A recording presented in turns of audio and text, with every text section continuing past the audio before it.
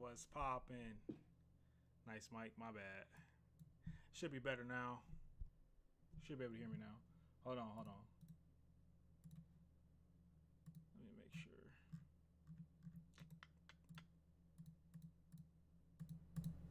Okay, should be a lot better now. What's up, y'all? What's up, what's up, what's up, what's up, what's up? Alright, so we got some debates lined up today. I've been talking a lot of shit on Twitter. You know what I'm saying? Trying to get people riled up. But nobody want to debate me.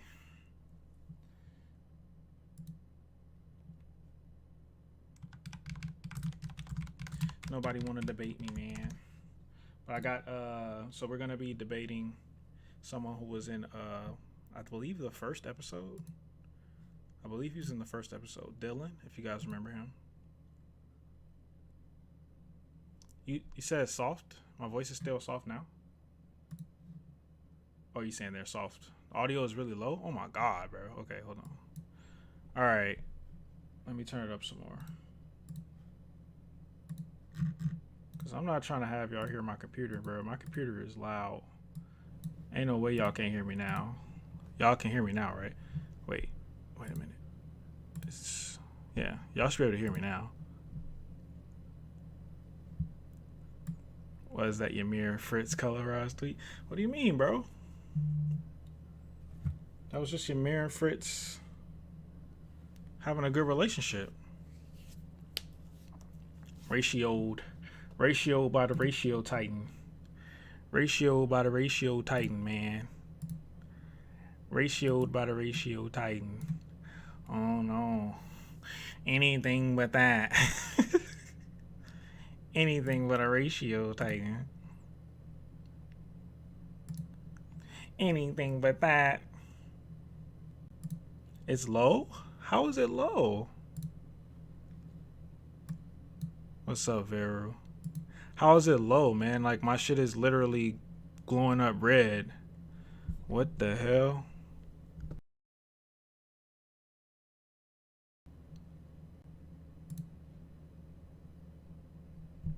Is my voice really low for real? Ratioed. The ratio titan. Bro, I don't understand. I just don't understand sound. If it's not good, tell me so I can fix it, because I'm definitely...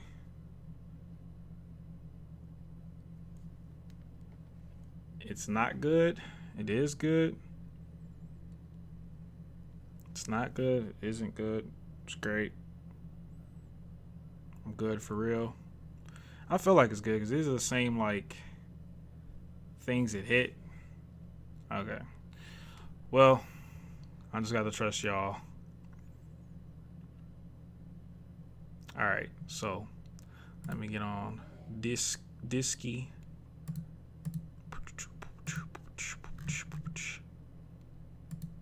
Oops. Wrong Discord. Oh. Okay.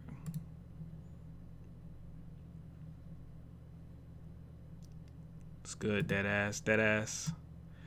Dead ass. I hope so, man. Because my audio been trash before. Chance of AOE percent wise, I say 1%. And I'm gonna be debating with the AOE people today as well, with y'all, on why I don't think AOE is happening anymore. So that's gonna be fun. But first, we're gonna talk about the ending of Attack on Titan, and then we'll do that. I don't know, man. I have my points as to why I don't think it's gonna happen. I don't just say that lightly. I have my points. I need a command for Discord. That is a good idea, but I don't have one. But I will post it for you. Hold on. I'm gonna post it in the chat, and I'm gonna pin it. I don't think so, man. I really don't think so. I don't think so, but all right. We're gonna get ready to debate.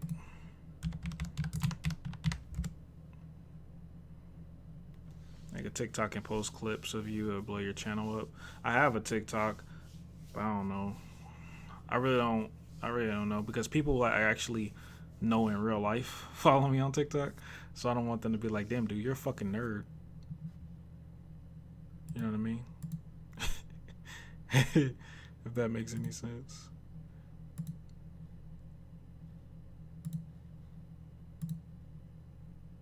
Those waves, they're not exactly waves, man. They curls, but I appreciate you, bro.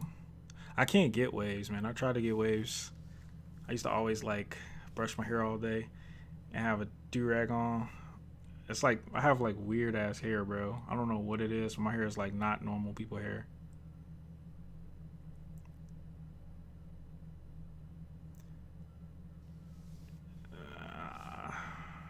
I don't think there's gonna be anything different. I think what's gonna be, I think it's gonna be better foreshadowed, but I think the core concepts of the ending is going to be the exact same. The exact same. Don't talk to any defender. This is a good end defender. I mean, a comfortable, nice end defender. Am I hoping for an AOT movie? Not really. I hope that opposite of an AOT movie, because then how am I gonna see the ending? What the fuck? Why can't I move him? Oh, there it is. That was weird. Okay. All right. What's up, Dylan?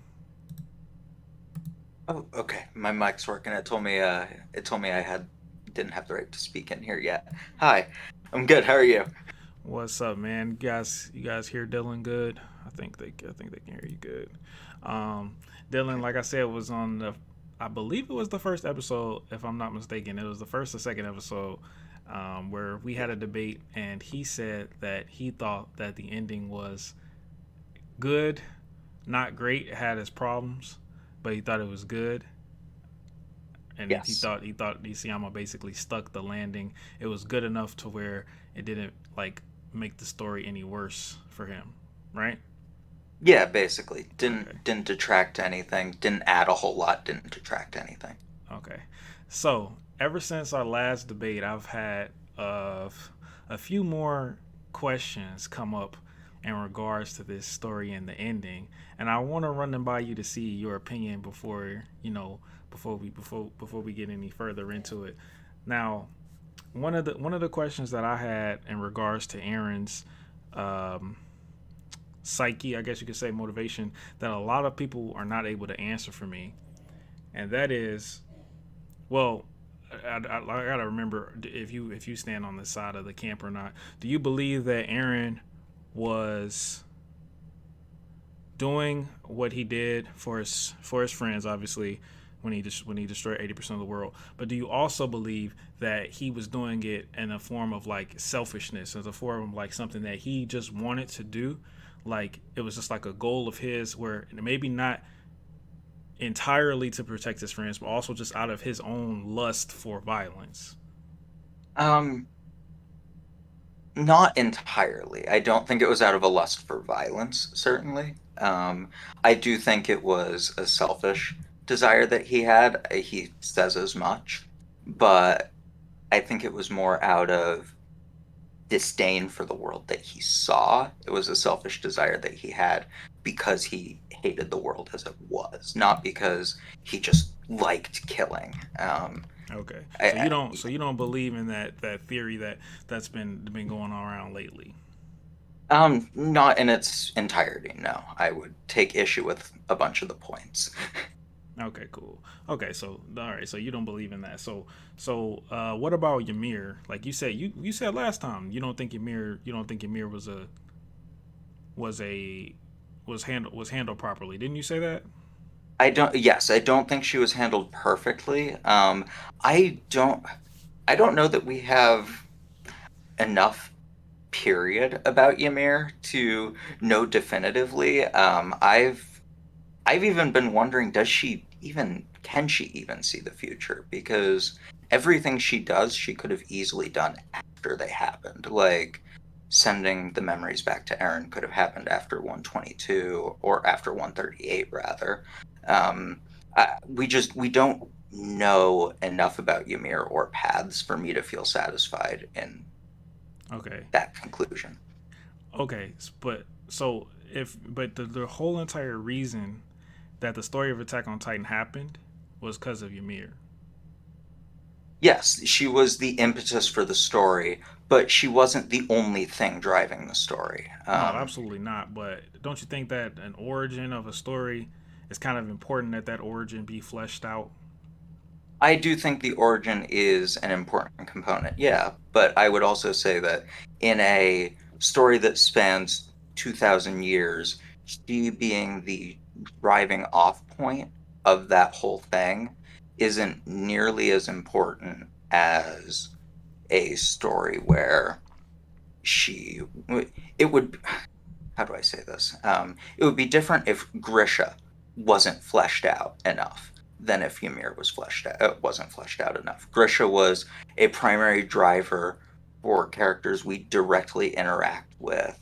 Um, he was a direct uh, influence But he instead of Ymir, who sent memories back, yes, but didn't alter decisions. Grisha altered Zeke and Aaron by raising But them. Grisha's wasn't even fully fleshed out either, I, because he didn't explain why he we never got an answer why he gave Aaron the Titan in the I first place. I don't think that answer. I I feel satisfied with Grisha's character that his answer was he just found out Carla died. He found out Carla died. He knew Aaron was going to do the rumbling, and he was going to get revenge on the people who killed Carla. I think that was enough. Yeah, but then he went I against don't need Aaron more. after that. He went after Aaron. Okay, wait, you mean in 137 or when he Right, told Zeke to stop Aaron? 137. So with 137, I'm not actually sure that 137 was just the inanimate revived corpses of those titans as they were before, with the other Well, versions of that's the not. nine. Well, Armin made it pretty clear that they were choosing to help them. Did he? Hmm. Genuinely, I don't remember that. If Yeah, no, he it, said it. He said they're he alluded to it very thoroughly that they were choosing to help them, and why show their bodies, their human bodies coming together and communicating if he they were not making that decision to help. but they also showed those bodies with their eyes grayed out, and they never actually speak. Um, the They never the speak. That's true. eyes the eyes being grayed out to me is something that indicates that they're a slave. Well, then why Um, did Ymir use them specifically? Why not just use any other Titan? Why show them to Armin and Pavs? Like, what's the reason? that was for the reader. I think that was for the Bro, reader. how I'm can not. y'all not hear me? What the hell? Um, so you're it, saying so you're saying Isayama just brought up some you stuff see, that yeah, makes absolutely no sense just for us to be entertained. I think that the Titans coming back was specifically Berthold was foreshadowed pretty pretty thoroughly. I don't think there was any specific need for those characters to come back, and if I were writing it, I would have done something different. But I don't think that those characters were making an actual decision to stand against Aaron, and even if they did, all of them but uh, all of them but Ymir, I think, had reasons where I could go, all right, that I can accept that, even if I think not, even if I think that motivation's not perfect, I can accept all of them except Ymir, Freckles. You can accept all of them joining up With the logically. alliance, except Freckles Ymir. But I why can't figure Grisha that out. though? I don't understand why Grisha. Why do you accept So Grisha being involved in it when Grisha specifically is the reason why it's happening in the first place? Had Grisha decided not to give Aaron the Titan, this we wouldn't be here. yes, Grisha in much like in the cave, in a moment of anger, did something that I think he probably would have regretted, considering he told Zeke to stop Aaron. He Aaron egged him on to kill the race. He obviously regretted that. I don't think that's in dispute. Um, he told Zeke to stop Aaron, then in another moment of anger gave Aaron his Titan because he just found out his wife had died. Um, and then if you wanted to say he chose to stop Aaron because he regretted what he did, But I don't understand okay, why. that's not the strongest reasoning, but whatever. I I don't I accept that. I don't get how Grisha acting out of anger is all of a sudden like a reason that's just good enough when he saw Dina die and he didn't even give a fuck about getting revenge about her, and that was his first love. He didn't care. Yeah, He that didn't was even want to get revenge. He was perfectly fine with it. So why now all of a sudden because Carla died, he's so blinded that he's gonna destroy the whole world when he knows he doesn't want to, but he's so angry about Carla. yeah, Where'd that come Dina. from? So the Because death he of didn't love Dina as Dina. much. No, I think the death of Dina was a situation where Grisha was utterly powerless. Um, he was standing on top of the wall, about to be turned into a Titan. Well, I'm Yes, not he was saying that. saved No, by I'm the not saying that. owl. I'm not saying that he should have been angry in that moment, or if he was angry in that moment, he should have done something. There was nothing he could do in that moment. I'm talking about after that. I'm talking about for the years and years and years where he was living with Aaron and Carla. He could have been coming up with plans to get revenge. He did not do that. N- No, he didn't. And So that honestly, shows I don't that know. revenge is not really something that he's really that passionate about anymore. No, I tend to accept that as well, but when it comes to Shiganshina, when it comes to the attack on Shiganshina, he did lose more in that. He might have lost Mikasa, he doesn't know. He lost Carla. Mikasa ain't He his real daughter. She only had been there for like 2 or 3 years. Obviously, he cared about her, oh, but that's no sorry, comparison to one. his actual son and his actual father and his actual mother and his actual first wife. That's no comparison.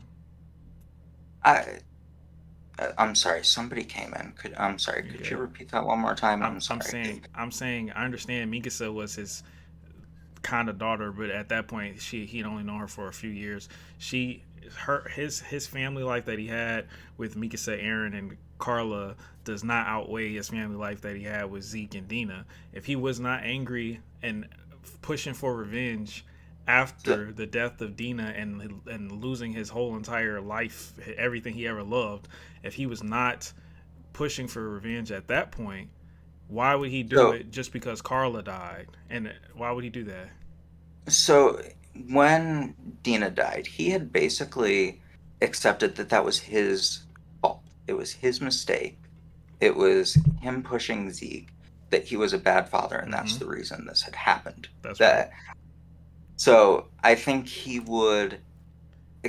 I think what he was thinking in that moment was when he came back to the walls, and he had this new family was okay. Let me try to be better. Let me try to be Let's not better. be blinded. Exactly. Let's not be blinded by the by By wanting revenge and revenge rage on and be Dina. you're right and be happy with what I have now and just have a family and chill. I agree with you 100%. If he felt that And way, if he felt that way then why would he regress just because Carla died? be, why would he regress when Yeah. he tried to do things the right way and his entire family winded up dead anyway? Or his entire family could have Okay. winded up dead Okay. anyway? I That's mean, fine. And that's fine. If you want to go that route, he regressed, that's fine. All right, cool. Then commit to that regression. He regressed and then re-regressed. So it, he went back and he, forth twice. After he's given Aaron the Titan, he regrets that too.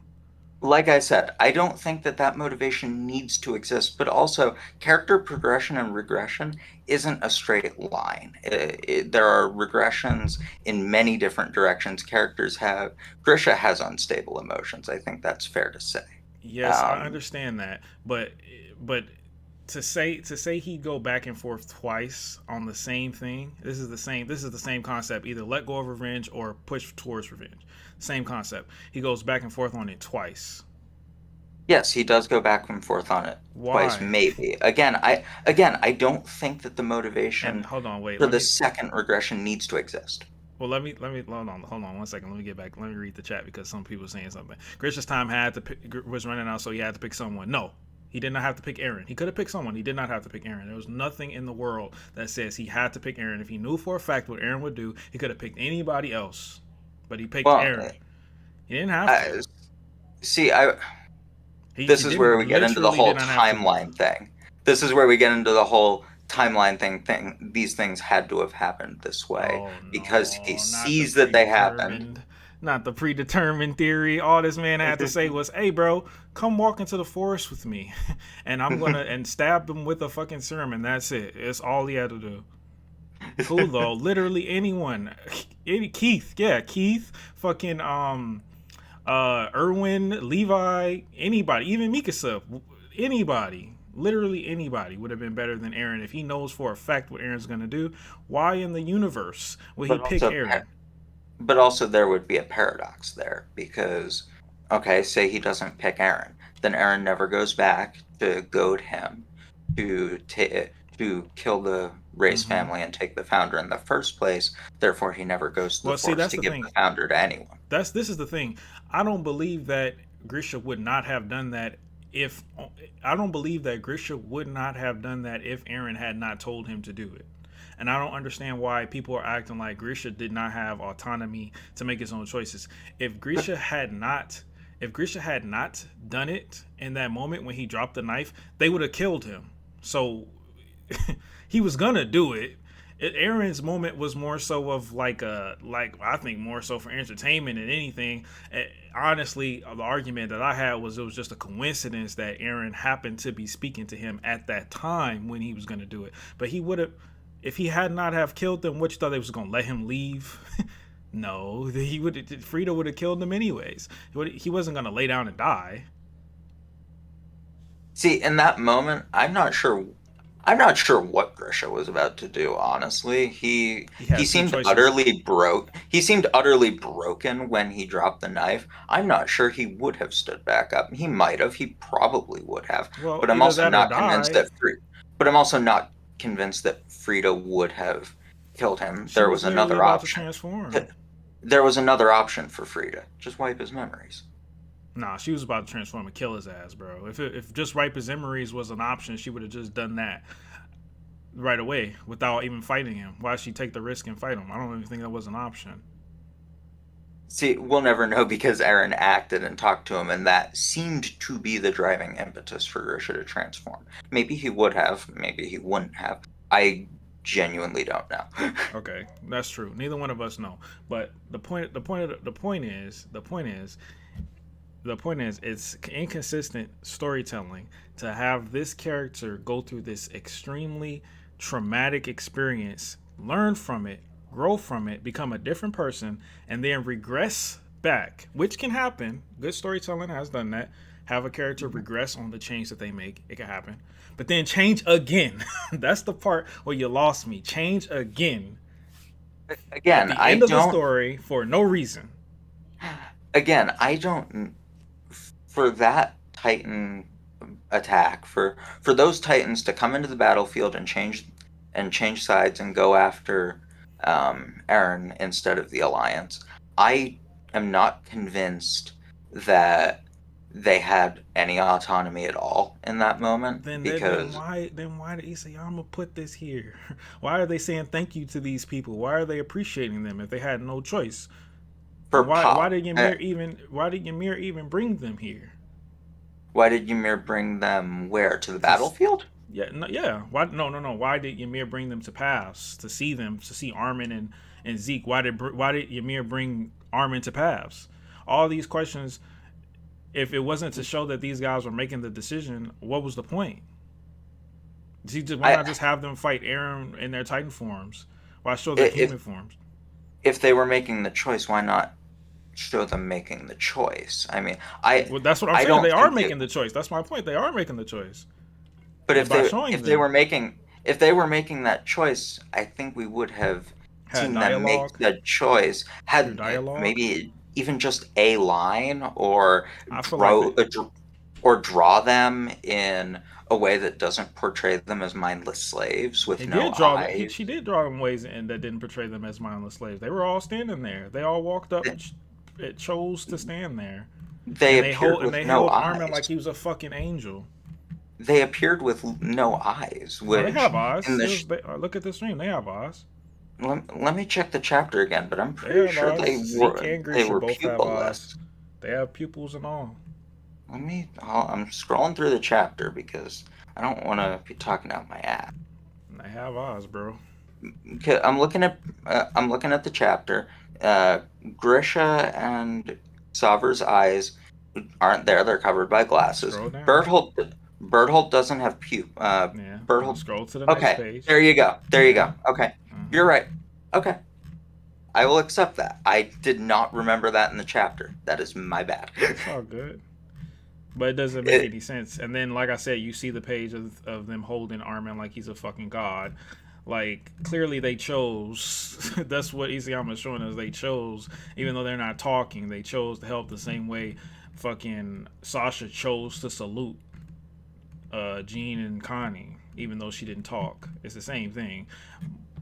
But my point is, how did Grisha regress to this point if well, the only thing that's happened is exactly what he saw would happen? it, And he gave if her the he Titan anyway. if what he saw was only what he saw would happen, he wanted to stop Aaron at the beginning. He regressed and gave Aaron the Titan out of vengeance, and then he spent how many years? 9 years in paths, um, presumably within his own thoughts, thinking about it. I don't know. I'm trying to So think on the now when fly everyone now. dies, they're just living in paths now. I Is I paths would heaven imagine in this universe? that seems to be what they have implied at the very least with Yeah. Erwin's ghost and Sasha and them. That seems to be the implication. I don't That's not the direction I would have gone, but that definitely seems to be the implication, no? I guess. I don't know, I mean, man. it, Go ahead. most of the ending comes down to okay, that's fine. It's not the choice I would have made, but I guess But how that's is it how it works. fine for characters to behave inconsistently in order to please the audience? How is that A, fine? a character like so Grisha's arc contained both the regression to wanting revenge and progression wanting out of revenge. Mm-hmm. His character therefore has shown he can go in either direction. I Yes, but the If he last spends direction he picked is the the last one direction. that he is happening right now, and he's changing it because of nothing. Is everything that's happening exactly what he chose? That's like, for example, if I told you, hey man, I'm gonna get you some pizza, and then I got you the pizza, and you were like, I don't want pizza, but I got you what you wanted. You said you wanted pizza. If you said I want some pizza, okay, here's the pizza, and you immediately go, nah, never mind. In Why? this case, I think it's more like you got pizza for me because I wanted it, and then it took uh, maybe it took so long to get there that I lost my appetite. I don't know. You Look, lost appetite. honestly, You lost appetite on a rumbling. I lost my appetite on revenge. Absolutely. You lost your appetite uh, on revenge, so now you're gonna kill me because I'm doing what you signed up for. You're gonna kill me because I got the pizza that you told me you wanted, but you don't want it no more for some reason. Gersha has never been Father of the Year Yes, to he Zeke or has. to He was a Aaron. good father to Aaron. He didn't do nothing wrong to Aaron. What?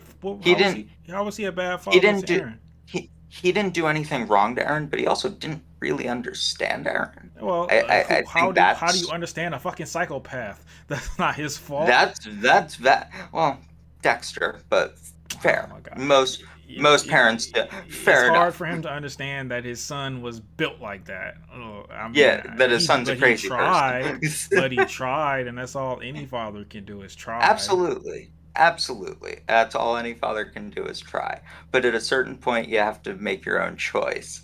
Look, again, I don't, again, it's not the choice I would have made. I don't think it's super out of character for any of them except Freckles Ymir. Um, Freckles Ymir, I can't figure that one out. Even Kruger, I can figure out. But Freckles Ymir, I don't understand why she made that choice.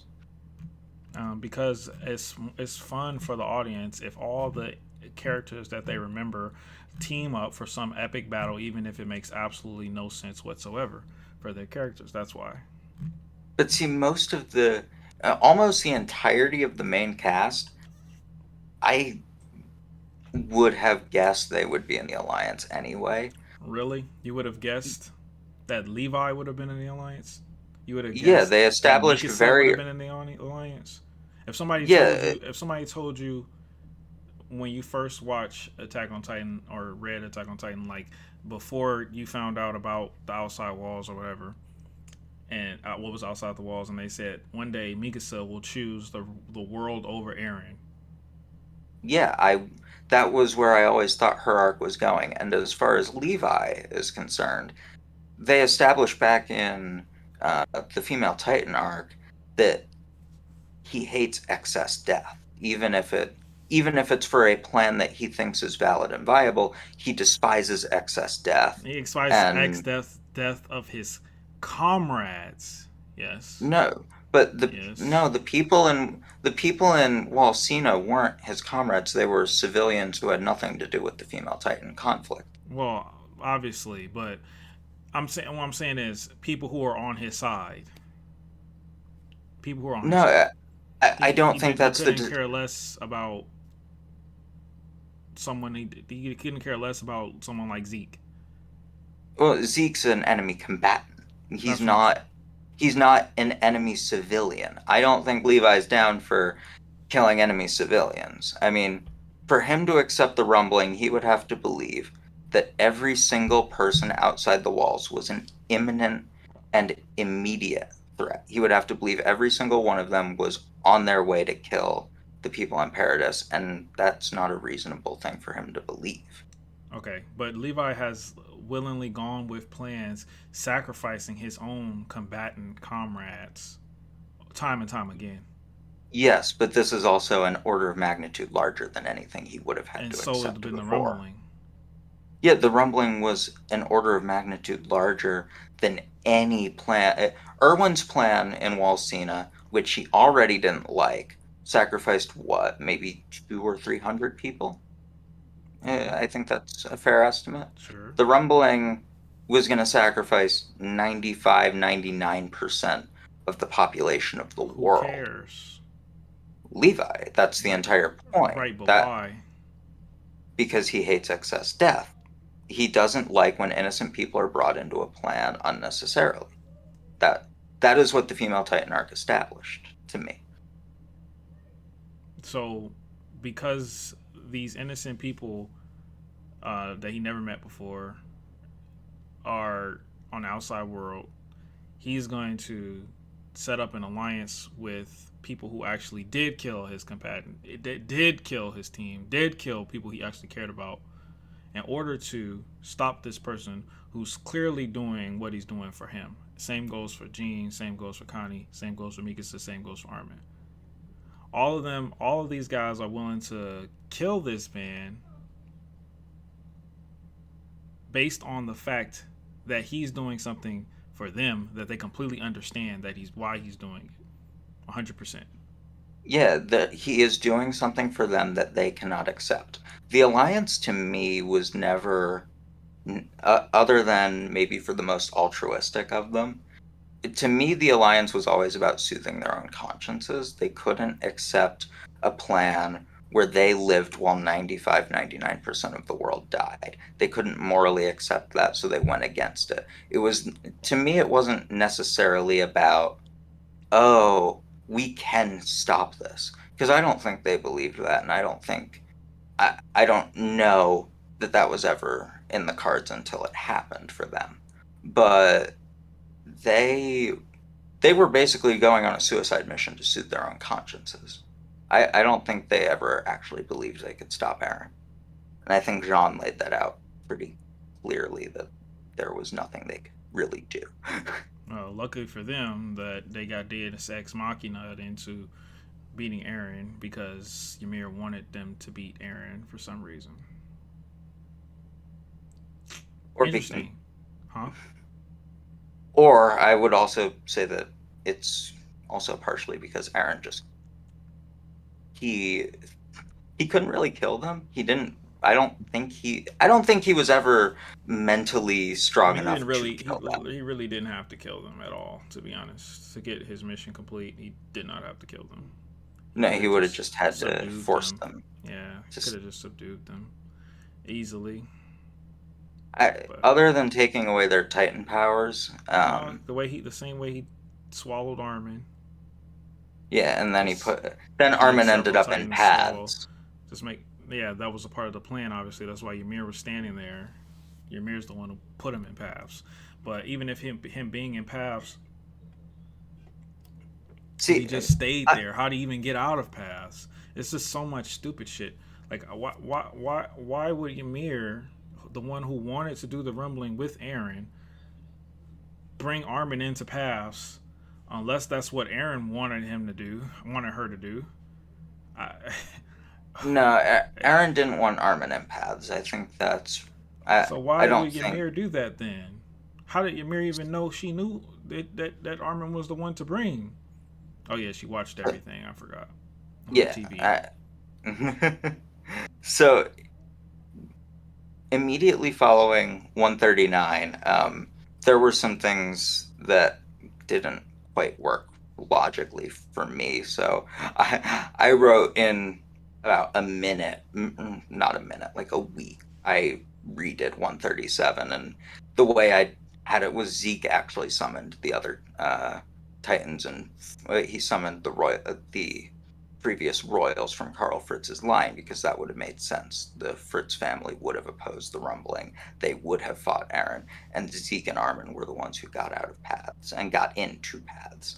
I did Ymir actually drag Armin in, because when Armin arrives, Ymir's not there. That let me scroll back up because I've been talking out my ass a lot apparently. When Armin Um, arrives, he sees himself laying there, and then he sees Zeke. That's pretty much yes. it. So did he just end up there because that's what Because he happens got when? swallowed by the Yeah, pig because he titan, got swallowed by the which was yeah, by the Ymir. pig titan. Which was Ymir. Let me go back. I don't remember 136 all that well. I don't. Well, I try to forget it. That's what happens when you only read the last 4 chapters a couple of times. I don't blame you. And That shit is not painful. recently. Painful to read. Yeah, the final 4 chapters or so are not my favorite in the entire show. Certainly not my favorites. I actually think 138 is a pretty good chapter. Generally, 137 is good. 139 is the weakest of the final 3, I think, by far. But I think 138 is pretty standard Attack on Titan. I thought 138 was fine until the fucking last part. I thought 138 was fine. It would have been fine if it wasn't, a necrophilia kiss would have been, no necrophilia kiss would have been great. And also the dream sequence I thought was kind of corny. But other than that. The Necrokiss How did they could even have know? been How did they know that Aaron was inside of the that. mouth? Okay, that was the first question I had when I was reading it. Wait, how did they? Okay, I How guess did they Aaron know? must have said that at some He point. never said it. No, Remember? not in the chapter. Oh, you saying He he must told have them in the past? communicated it. He That's must some have communicated it somehow. BS. Yeah, they should have shown that. If That's they're gonna some do that, BS. show that. Show me. Yeah, Show me that. Look, I don't sit here and they say have no 138 and they have no 139 were. inference to know that he was in the mouth at all. Had no No, they information. should have assumed he was in the nape. Exactly, like every other fucking Titan in the history of time. But they just was like, oh, he's in the mouth. Yeah, look, I'm not gonna sit here and say they have no problems. I think I've been pretty upfront with the issues I've had with those chapters. um, they should have shown the. They should have shown that. That's pretty important. Yeah, it's Communicate. pretty important. Communicate And that. and how did Or Aaron send Mikasa a vision? Aren't or aren't even aren't aren't um aren't Ackerman or, supposed to be immune to that? well, Mikasa came into paths in 138. Or not Yeah, 138, that too. 123. But I mean, that also 123 aren't they rather. supposed to be immune to that? And Well, 133. to be fair, going into past, I guess you could say, isn't necessarily manipulation, but this is straight up Mm, manipulation. So, aren't they supposed to literally be immune to manipulation? Because he gave her a memory that doesn't exist. She's supposed to not. He's supposed to not be able to do that, right? And I've seen a lot of people arguing that that's another timeline, and that's how it works. That's what the But how does AOE she people are remember the time? arguing. How does she remember the Eh, timeline thing? Yeah, the AOE people, but we talking about the manga. She can't Yeah. remember a separate timeline. If it's a separate timeline, she literally references the timeline. See, with the whole thing, one line could have really easily fixed the issue to me with all of it, and that's if Mikasa had just said, "Oh, I, Aaron, Aaron said he's in. I sensed Aaron in the mouth, or something like that. Just How about tell Aaron me just open his how." fucking mouth because obviously he wants them to kill him? How about that? That would be nice. Uh, He I don't clearly think he don't. wanted them to kill him, but Yes, he that just does. He no. wanted them to stop him. he, he wanted I them to don't kill him. think that's. I don't think he did. I don't. I really don't think If he he did. didn't think that, then why didn't he transfer his consciousness? Again, at that point, I think he had no will to. I think he had no will to live Okay, then why after didn't he open his mouth? 122. After 122, I think he had seen his own defeat, and he had just because he had seen that time wasn't going to change. He had seen that through Sasha's death. He had seen that through 123, through the flashback in 123. I think he realized, oh, I'm going to lose, and that's why he didn't regenerate his head, because he had no will to live anymore because he had just seen his death. If he had no will to live, then why'd he go through with the rumbling at all? He looked like he had a lot of will to live when he was saying freedom. Didn't 130, yes, he had He some looked will to like he live had a when he said lot of freedom, will to but live. the freedom panel is juxtaposed with an Aaron's head with his eyes closed and not regenerated, which, as Reiner, or as Falco said about Reiner, as long as they have the will to live, they should regenerate. Okay, but he regenerated when he turned into a Titan and started beating Armin's ass. He turned into a Titan. Did he actually regenerate? Because he didn't become a body. Why didn't he The just die Colossal there? was still, the Colossal was inside the mouth. Aaron didn't have a whole body. He still had a head. Then He why was did he still just just die the when the head. Armin blew him up? Why did he get up and transform again if he had no I was will to like, live? I guess he wasn't dead. I guess the Okay, explosion well, didn't. he could have just The laid the there. explo He didn't have to the get up. expl the explosion didn't kill him. So he got up. No, the He reason knew why he he had to got be up killed by was Mikasa. because they wanted to have a cool final showdown. They said wanted to draw Aaron in a cool Titan form and have Eh, Armin and Aaron have a cool little fight, and then have Mikasa and Levi do a cool little attack Wow, yeah, this whole May, flashback bullshit. That's why. maybe I'm in the minority, but I actually don't think that fight was all that good. It was Of one course it wasn't. punch. No, I'm One being punch. facetious. It was I trash. know. I It know. has It no was one fucking it punch. has no nothing that happened has any weight because I know that Aaron is purposely throwing. It's like watching a fucking NBA player play basketball with his son. Why am I watching this? I know for a fact that if he wanted y'all dead, you'd be dead. Yeah, he didn't want them dead. He didn't want to kill them. Okay. So, well, Yeah, that's what I'm saying. So why am I sitting here watching this charade? And it's supposed to be entertaining to me. I'm not entertained by a charade. and that's valid. I'm not gonna say you should be entertained by it. It worked for me, but it doesn't mean it's gonna work for everyone, and But it's why? not But gonna. why is a charade working for you? Why are you? Why is watching 4 or 5 chapters of a joke fun to I you? I don't. So I actually, when I read manga, I actually really don't like reading action chapters.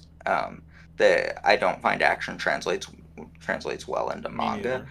I, I'm reading mostly because I want to see the characters conclude their stories, Right. and I actually found, and this is something I do plan to get into. I have a debate coming up or a discussion coming up with Hay from A&R, and I do plan to get into this, but I think Aaron's character was kind of always headed in a direction like this. Um, so I was curious to But how see can how you that say would that when conclude. the first time Aaron was given an option to state his philosophy towards this ending, he said it was dog shit. So how can So you say he was always headed that way? no, Is that a so form of when I like say he was dramatic irony? no, so when I say he was headed this way, when I say he was headed in a direction like this, I mean that he was headed in a direction where he was going to come to the realization for himself that he wasn't free, that he that there was no freedom for him. There was That's always where absolutely I thought he freedom was for him. going. He was the freest human being on the planet. He Not was completely free. He could do whatever he wanted to do. No, he had unlimited power. not if How you is that not accept free? that not if you accept that the timeline is determinist or Yeah, if compatibilist. you accept that BS, but I don't I, think that the timeline is deterministic at all.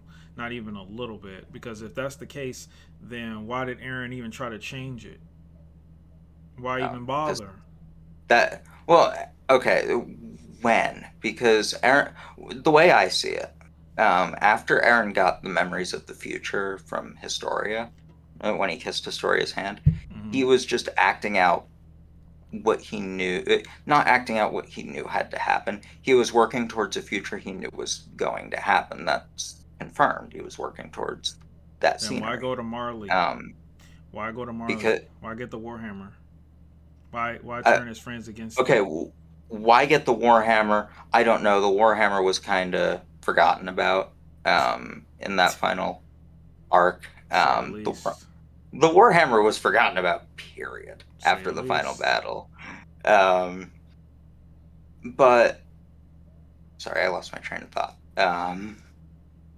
Warhammer was forgotten about. Why turn his friends against him? He Yeah, why didn't. do all that if he already knows the outcome? Sounds like just a Well, bunch of extra credit to me. he doesn't know the full outcome. So So he doesn't know the full outcome. He only knows a percentage of it. It's he, sounding pretty convenient in the writing here. Aaron only knows the part of the outcome that he has to try to that he can't change, but he's gonna try to change the rest. well, Come on. he saw a couple memories. He saw the shards that we saw in 122, or in 121 rather. I don't If remember all he which saw was those chapter. shards, there's no way he could have known what was gonna happen. He He saw had what to were have seen in more those than that. shards. He saw what were in those shards. He saw the conversation with Historia. He saw, I believe it was Zeke holding his head, if I'm not mistaken. No, he didn't see Zeke holding his head. He saw There's enough not to enough know what he was information in those going to do. shards to know everything that's happened. No, There's no way he could have known. no, he didn't know everything that was going to Right. happen. We've seen him Every major surprised. thing, even not even like a few. Like the only thing he probably could have surmised is that he's gonna do the rumbling. That's about it. He didn't know Yeah, that he his knew. friends were gonna stop him. He didn't know what their opinions No, were on no, it. He didn't no, know he any of didn't. that. No, he didn't know any of that. I agree. He didn't know any of that. Um, all he knew was that he was going to do the rumbling, and he knew, I think, a couple of the people who were going to still be alive. I think he knew that Sasha was going to die. I think his questioning of what her last words were doesn't confirm that, but it certainly leads in that direction. Well, Sasha's death Um, wasn't in the shards, so that means he saw more than what was in the shards. Then, if you want to go that route, right? let me let me check. I know Sasha's death wasn't in the shards, but was his laughing in the shards? Nope. Um, I'm No, going back. sir. I don't. So I'm pretty fairly I certain that have really bad recall. either he saw more that was in the shards, or the predeterministic stuff even makes even less sense. So he saw. I'm looking at the shards now. He saw himself talking to Ramsey. Yeah, he saw that. Um, he Saw the saw he saw the key. He he saw got the key. Grisha upset. The Yep, one of it the was on the path. blimps But yeah, falling, I believe. yeah. That looks like. Um, he saw some memories. No, okay. He did not see Sasha's. Nope. He did not see Sasha's death, as far as I can see. Mm-mm. Um, okay. Hey, I accept that. Yeah, man. That shit's kind of ass. I don't. I still don't agree that it's ass. I'm still sitting here thinking most of the the deterministic timeline makes perfect sense to me. I think that's the But don't you only understand? Like, timeline that don't you could have existed in Attack on Titan. don't you understand that you can use deterministic to write away any criticism of any garbage story to ever be written? Yes, you It's, can, and I don't want to use that but that's what because you're I doing. find I find time travel and multiverse stuff to be a crutch that writers can use to great effect, but sometimes writers also use when they're being lazy. Yeah. Um, I think both cases are true here. I think I feel like I don't Isayama think that used. Isayama even ever used predeterministic. I think that a lot of defenders are using that to justify the trash ending. But I don't even think even he was going there with it, to be honest. I think that that's just something that people came up with as a defense, because there's never a statement straight up said by a character. Like Aaron even said, things were happening all at once and I didn't know what to do or how to do it. That doesn't sound like predetermined to me. What sounded like predetermined to me with him saying, Armin, I tried to change, but every time I tried to change, it didn't work because everything is written in stone and no matter what I did, then I would believe that it was predetermined. But nothing that was given to us in the source material confirms that it's predetermined. People just use that argument to justify the garbage writing. Oh, 139, when he's talking about it wasn't Bertholdt's time to die yet. Um, it very heavily implies to me, at That's least, you can that imply that, but I can also imply that the reason why he said that was because it wasn't Berto's time to die yet in regards to completing his plan. I can yes, imply that no, well just as easily. absolutely, So absolutely, you can. that's not a confirmation of determinism, is what I'm saying. That's no confirmation. No, no, no, there's no confirmation. I think that it's a deterministic timeline because I also think that that makes the most sense for Yeah, the story and for That's the Aaron's only way you can character. make it make sense is that Uh, the reason why all these characters make these dumbass choices is because it was predetermined. Like I said, for no, example, you could say that for any objectively garbage written story ever, is that nope, it was fate. so just look at it for Aaron's character. This is why I think the deterministic timeline makes the most sense. For Aaron's character, every time he gets power, um, every time he gets, I guess, a new buff, if you want to call it that, um, he something limits him. When he gets his Titan powers, when he puts the boulder in the wall, he gets locked up. When then immediately after he gets the scream ability, he gets kidnapped. It would make sense that after attaining the uh, the ultimate power, he would have his freedom restricted in an equal in an equal way. No, I all those okay. other times were involuntarily, and the Yes, they were last all time he involuntary. volunteered. So can I ask a question? Because I'm Yeah, actually curious. go ahead. When Aaron points out at the sea and says, "If we kill all our enemies over there, will we finally be free?" Yes. Did you ever think the answer was yes? Because I always assumed the answer was going to end up being no, obviously not. I believe the answer was always going to be up to the reader. Okay, that's valid. I when I read But something, when I I'll tell you, keeping them alive wasn't the answer. I'll tell you that. keeping who alive, Keeping the his enemies enemy over there. alive was not the answer at all. No, that didn't end. Failing didn't end up working out for him. Nope. Failing to kill the world ended up killing Paradise. Nope. Um, But I but no, That's why I said last time I would have liked those pages with Paradise being destroyed. I think it would have been best served if those pages weren't there. yeah, because Risayama is again a bad writer, and he was like, "Oh, let me see if I can like damage control this shit. I'm gonna put in a panel explaining why this disgusting relationship with Ymir was so fucking disgusting, and say that it was actually bad because clearly it was, and obviously it's not something that should be glorified. So let me make sure I put a panel there. Let me make sure Ymir randomly pops up in the middle of nowhere to talk to Mikasa, someone she's never talked to before. Mikasa has no fucking clue what she looks like, but she knows who she is. She could have been any girl, but it's obviously Ymir. Pop up, have her say this to her, then she disappears and fucks off finally, which she should have done 2,000 years ago, but now she's gonna do it now because she saw Mikasa cut off her lover's decapitated head and then kiss it. And then after that, I'm gonna go and show that the world actually did get destroyed, but only before I show that Mikasa did stay with, did date somebody else and move on. But actually, she didn't because she kept the scarf on even on her fucking in her fucking grave. I don't know how that scarf stayed together for fucking 80 years. I guess that's some good ass cotton that was Yeah, whatever it that's was made of. really good But cotton. but anyway, it stays. And then when she finally fucking dies, the entire fucking parody gets nuked. So now everybody's happy. So no, well, or nobody's happy, whichever way you want to say it. And then you're gonna have people saying, well, it was all determined, so it's fine.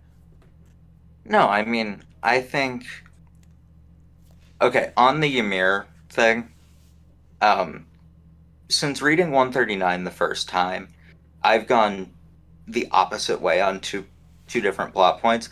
I've warmed up to the portrayal of Aaron, and I have gone colder on the Ymir Fritz thing. I thought it was fine when I read it the first time. I The thought it more I was think fun too. about it, Actually, I thought it was amazing. I was like, wow, this is so crazy. Like the amount of when I first saw it, like I was like, damn, this girl is so mentally fucked. She has the power of a god, and she is so mentally fucked that she still thinks that she has to be a slave. I was like, wow, that is amazing. Like you know how well that fits into the mindset of people who are in that situation, who when they Mhm. have the power to change their lives, but they still don't because of their mentality, not because of their physical limitations. I thought that was amazing. Then he goes and says, well, she kind of could have stopped if she wanted to, but she said, "Fuck it. I guess I'll just keep making Titans for 2,000 years and see what happens. See if this guy, if Ymir had the power to stop making Titans whenever she felt, then why the fuck did she do the test at all? Why did she put all these people through all this pain, destroy billions and billions of people, ruin billions and billions of lives for thousands and thousands of years, lose her children, force her children to live a terrible fucking life, all because she was just stupid." Two decisions that I think could have made that plot point a lot stronger because I agree it wasn't the strongest plot point. I generally agree that it's the weakest part of 139. Two things I would have done to make it stronger. The Acker bond is real, and Ymir can't see Ackerbomb the was future. definitely real. It was always real, and there's nothing Isayama can say to make it not real because when Mikasa slammed Armin's face on the fucking table, it's real. It's no way you can ever go back. He set it in stone the way predetermined. He predetermined when he wrote that when he drew Mikasa slamming Armin on a fucking table and then realizing like, damn, I really just slammed this nigga. That was the confirmation that the Ackerman bond is 100% real, and it always will be. That is proof that Isayama is a fucking retconner, because he already proved it that it was real. He proved it in the chapter that he introduced it that it was real.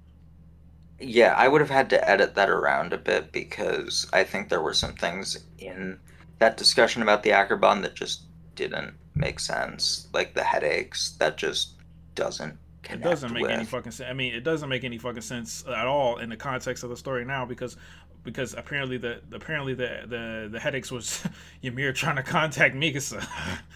Well, so the headaches happened at times when Aaron wasn't even present. So the headaches being Aaron related, or being the host trying to resist the urge uh, to protect their master. Not just that.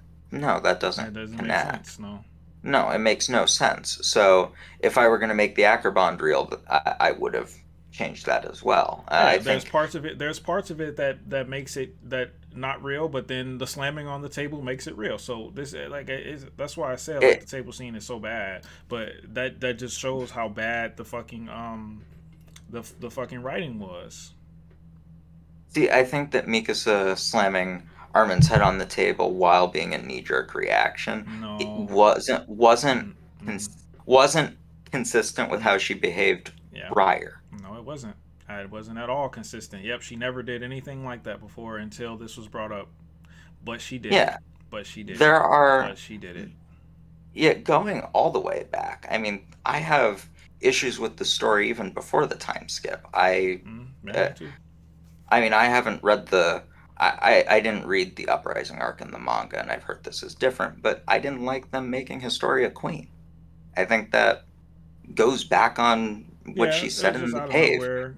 Yeah, I was a little out of nowhere. I'll say as well. But I, the yeah, Historia being queen doesn't ruin the story. no, and But Mikasa killing Aaron because she's in love with him, I see. I think their Mikasa killing, relationship. Hmm? regardless of whether Mikasa loved Aaron, she obviously did. I don't think anybody can argue that. Right. I I think her killing Aaron was always the way the story was going to go. Well, I if you would, it could have gone that way, but it couldn't. This was trash though. and I would have been okay that's with Mikasa fair. killing Aaron in a reasonable. This is garbage. Yeah, I'm never gonna say that. Oh, this isn't. You have to enjoy this. Of course you don't. No, no, no, no, It, no. I'm not even talking about my enjoyment. I'm just talking about like in terms of writing, like not my personal opinion on the story. Just in terms of like it making sense. It doesn't. See, I am very forgiving of a story when I, and this is my bias. I'm forgiving on a story when I understand the concept that was Yeah, I being know. You put told me. You through. told me the concept, but maybe the execution wasn't all the way there.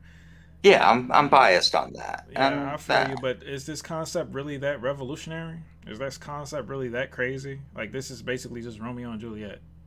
no, is it crazy? No. Is it cool in the context of the story? Is it something Is it that I even think cool is in the good? context of the story? Attack on Titan wasn't a romance.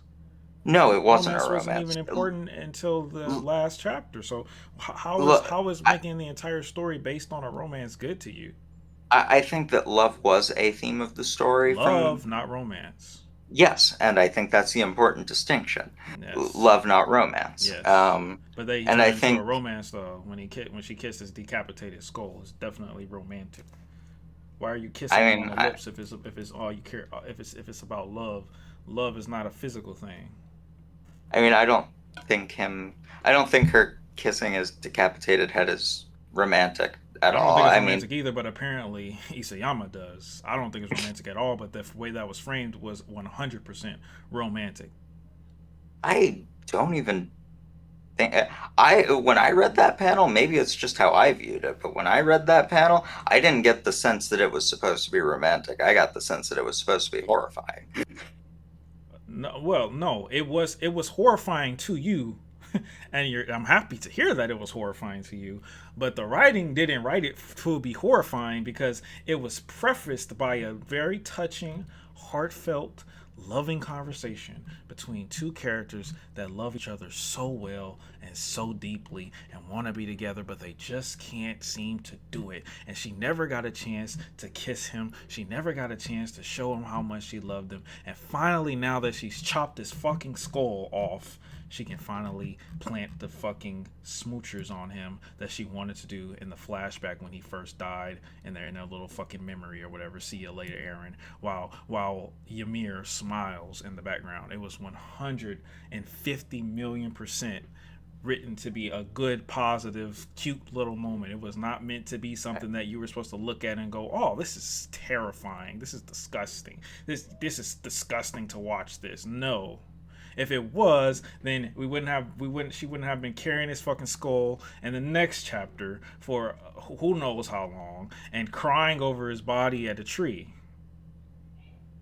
I do think she should have moved on afterwards. I think that was the correct resolution of her arc. Years ago, the first time he died, or she thought he died. She already Did she? did that. She already had that character development. She moved on from that man in an hour. Did she? Because yes. Because what did she say afterwards? She said, "I'm sorry if what she said was, "If I die, I won't even be able to remember you." She wasn't living on because she wanted to live on. No, she was living on because she wanted to remember. We're gonna watch that. We're gonna go watch that right now because that definitely is not. That's definitely not what happened. Go for it. Shit, I just rewatched that scene recently. No, I did too, because I'm making a video on Mikasa, and she absolutely 150,000% was perfectly comfortable. Let me see. No. Aaron, Attack on Titan. Aaron Titan saved Mikasa. I gotta find the exact scene. Give me a second. I'm going back. I think it was season 1, episode. I got it right here on my stream.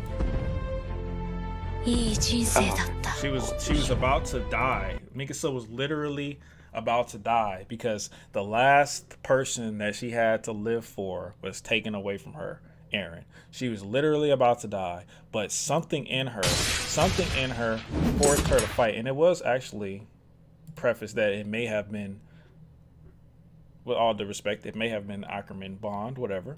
But at the end of the day, something forced her to continue to fight. I'm looking at the screen. She continues to fight.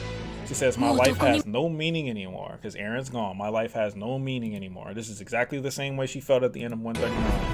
As Titan come closer, she remembers what Aaron told her. You have to fight. You have to continue to move forward. And she says, "I remember that. I remember that Aaron told me that. And I'm sorry. I won't give up. I will continue to fight. If I died, I wouldn't be able to remember you. I wouldn't be able to remember what you taught me. I will survive no matter what." And she was willing to fight a Titan with a broken sword. She was going to fight a Titan with a broken sword because that's how determined she was to live. And in the end of 139, this bitch is crying under a tree, falling asleep and shit. Like, what? No, keep in mind, this wasn't like the same day or the same week. This was 3 years later. So her character wasn't able to move on this badly after 3 years. But in this episode, she was able to move on this well in an hour? Oh yeah, I agree. She should have moved on. Absolutely. I think that portraying her as moving on would have been the proper conclusion to her arc. I think that up until that exact moment, did it. I think I'm saying. Like, this arc is already been done. But I don't agree because I just watched the scene with you. She says, "If I die, I won't be able to remember you. So I won't even be able to remember you. Okay. So I'll survive." But that's her. her point is, if I die, I won't be. And remember, this is a translation, but her point is, and I'm not even just saying this on my interpretation. You could go through the whole entire scene and get that. Her point is, she won't be able to remember what he taught her. She won't be able to live on his memory. Live like people say all the time. When you know, if you lose someone that's important to you, especially someone that's older, taught you things, their memory lives on through you, and that's what she's saying. If I die, who's gonna fucking I'm the only person that remembers you other than Armin. Like I'm gonna carry your memory on, your will to fight, your drive to move forward, and all that shit. I'll carry it on. That's what she's saying right now, and that is obviously way better than sitting under than just literally what she was doing at the beginning of the episode. She was just crying, sitting there, accepting death, not wanting to live anymore. This is exactly what she's doing here. But so I don't agree with that interpretation. She needs a bird to tell her to get up. A bird that's again, apparently. Again, I'm not going to argue that she shouldn't have moved on. I think it would have made more sense for her character if she got rid of the scarf in 139 and moved on, and we saw her the next time we saw her on Paradis wasn't next to the grave. I think that would have made more sense. I do. I think that's the proper conclusion to her character. But I don't think that her thing in season 1 was her moving on. I don't even think that's what it was meant to be. I'm not saying it's moving on, okay, but I'm saying it was way. This arc was already something that she had proven that she was capable of doing within an hour. 3 years she couldn't do it. Same character. No, I don't know if I'm not arguing that she shouldn't have moved on. So you're saying that the handling of Mikasa at the end of the story was not well done. I'm saying that up until the very last plot point. That's what I'm saying. The end of the story, last chapter, 139, was not well done. So you think the ending of Mikasa was not well done? And I think the ending of Mikasa, yes. I don't think that was. You think the ending of Amir and 139 was not well done?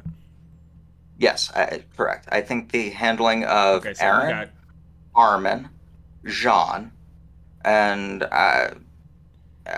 specifically Eren. I think his handling was well done. I think Armin's character was well done. You said last time that you thought that Eren was an overcorrection with the not even. It wasn't overcorrection, I think, but I still think it was handled well enough. Like, this is, I can both like an arc and think this could have been done better, or this was too much. So you think Eren's was well done. So first, we'll tackle Eren at the end. Because I don't think Aaron's was well done, obviously. Do you think Armin's was well done too? Yeah, I think Armin's character was entirely consistent. Why? Because his character was in the end about his character was the optimist. He was the person who wanted to talk to the other side, get a better future through peace, not through war. And his conclusion was, okay, we're not there yet, but we can get there. And that was the way he was before. He was before that. He's always been like that. He was like that before. He understood that we weren't there, but we can get there. That was the whole point of the 50-year plan. Yeah, he was basically going through with the 50-year plan, which I think was the proper conclusion. He stayed consistent. Yeah, So thinking Eren from mass genocide is consistent. I thought we had talked about that part last time, and you had said that you didn't have as much of a problem with that because you thought that was a translation thing. Am I misremembering? I don't think that that's a translation thing. You said that, I think. I don't remember. Yeah, I don't. No, definitely, I don't think that's a translation thing. I think 100% that is a face of gratitude, and I don't think that is acceptable for his character. I've always said that. I think that was the death of his character. No, I think it was a face of connecting with his friend. Connecting with his friend that did the only thing that he never would have wanted, the worst possible thing for Armin. There's no thing worse that could happen to Armin than the whole entire world being destroyed. That's literally his whole entire like character, is wanting to explore the world, and that world, not only the world but the innocent people within it, were all killed. Yes, but I think for his By Aaron. childhood friend, I think for his childhood friend, he would still want to at least try to find reconciliation. That was his entire character arc, is trying to find reconciliation with Okay, and the you do that, people who do the worst. and you do that by Sorry. thanking him, For killing millions of innocent people. No, I think what he was trying to do, and I think Isayama has said that this line was not how he intended it to come across. I think what he was trying to say was, even if you did the wrong thing, thank you for thinking of us. Thank you for trying to help us. Even if it was awful and wrong, I'll try to make good on this terrible thing you did. I don't think Isayama wanted Armin to say, thank you for killing all those people. I'm glad you did it. I don't think that was the intent of the line at all. Absolutely not. If that were the intent of the line, I would agree with you that his character was massacred by the chapter, but I don't think that was the intent of the line. Okay, so you think that the reason why Armin said thank you for killing the entire world was to make Eren feel better? I think it was his attempt at reconciliation, because what he said after thank you for becoming a mass murderer for our sake, what he said immediately after was, I won't let this terrible error go to waste. It's not like Armin said, thank you for becoming a mass murderer for our sake. I'll make sure this great thing you did is carried through. He didn't say that. Okay. If he had said that, Okay. I would So be you're right saying alongside you. okay. So again, Armin has been set up as this person especially throughout the time skip, was completely against the rumbling, no matter what. Okay. Mm-hmm. Because Eren, his quote unquote childhood friend, committed the rumbling and is sad about it, apparently. He wants to show gratitude, which the word thank you is, show gratitude. Thank you for being an asshole is basically what he's telling him. Thank you for being an asshole, and I won't let the fact that you're an asshole go to waste. But the act that he's doing right now is so bad that Armin can't, as the character that he has been written so far, cannot possibly have any sort of sympathy for him. This requires sympathy. Even if he did not want this transgression to go to waste, he did not have to give Eren that pleasure, and he definitely didn't have to hug him. So the fact that Armin is willing to do these things to someone that's killing billions of innocent people is somewhat of a cosign. It would be no different at all than me, say for example, if someone I knew fucking killed hundreds and hundreds of people because I was upset at them or whatever, and then I say, well, thank you for doing that. I think that was bad that you did it, but thank you though, and give them a hug. So At some point you have to be a character who stands on your morals regardless of who that person may be. oh, He didn't correct stand me if on his I'm morals. wrong, he It stood was on more his important. morals and It was killed Eren. he didn't kill Eren, but He I'm talking he about in this. detonated a bomb on Eren, Well, thinking he but was he going to didn't. But kill him. this is without the context of this conversation, though. Even Okay, so I have a couple He didn't points remember to the quibble on. conversation when he did that. Yes, I agreed. I have a couple points to quibble on. One, why wouldn't he feel sympathy? Armin is actually the character who has been established to feel sympathy for his enemies almost in every situation. Even in Return to Shiganshina, he was trying to talk to Bertolt. He didn't want to keep fighting. He wanted to talk. Bertolt, as far as Armin knew, Bertolt had massacred a huge percentage of humanity because Armin didn't have the context of the outside world. Bertolt had essentially done a rumbling in Paradis. He had knocked down Wall Maria, the most populous wall, and 20% of humanity died because of what Bertolt did. But Armin still wanted to talk to Did he Bertolt, tell still him wanted thank to you? understand Bertolt. Did he tell him He, thank you? Wanting to talk to someone and want to understand them, I'm fine with that. He didn't tell him thank you. Bertolt wasn't his childhood friend either, So who had because he's been a childhood and friend, he can and he gets to be grateful for him because he was a childhood and, friend. and Bertolt wasn't doing it for Armin's sake. Aaron was doing the rumbling. See, what Armin and Jean both That's pretty understood. selfish. That's pretty selfish. Yeah, I don't Since when is Armin a disagree. selfish character?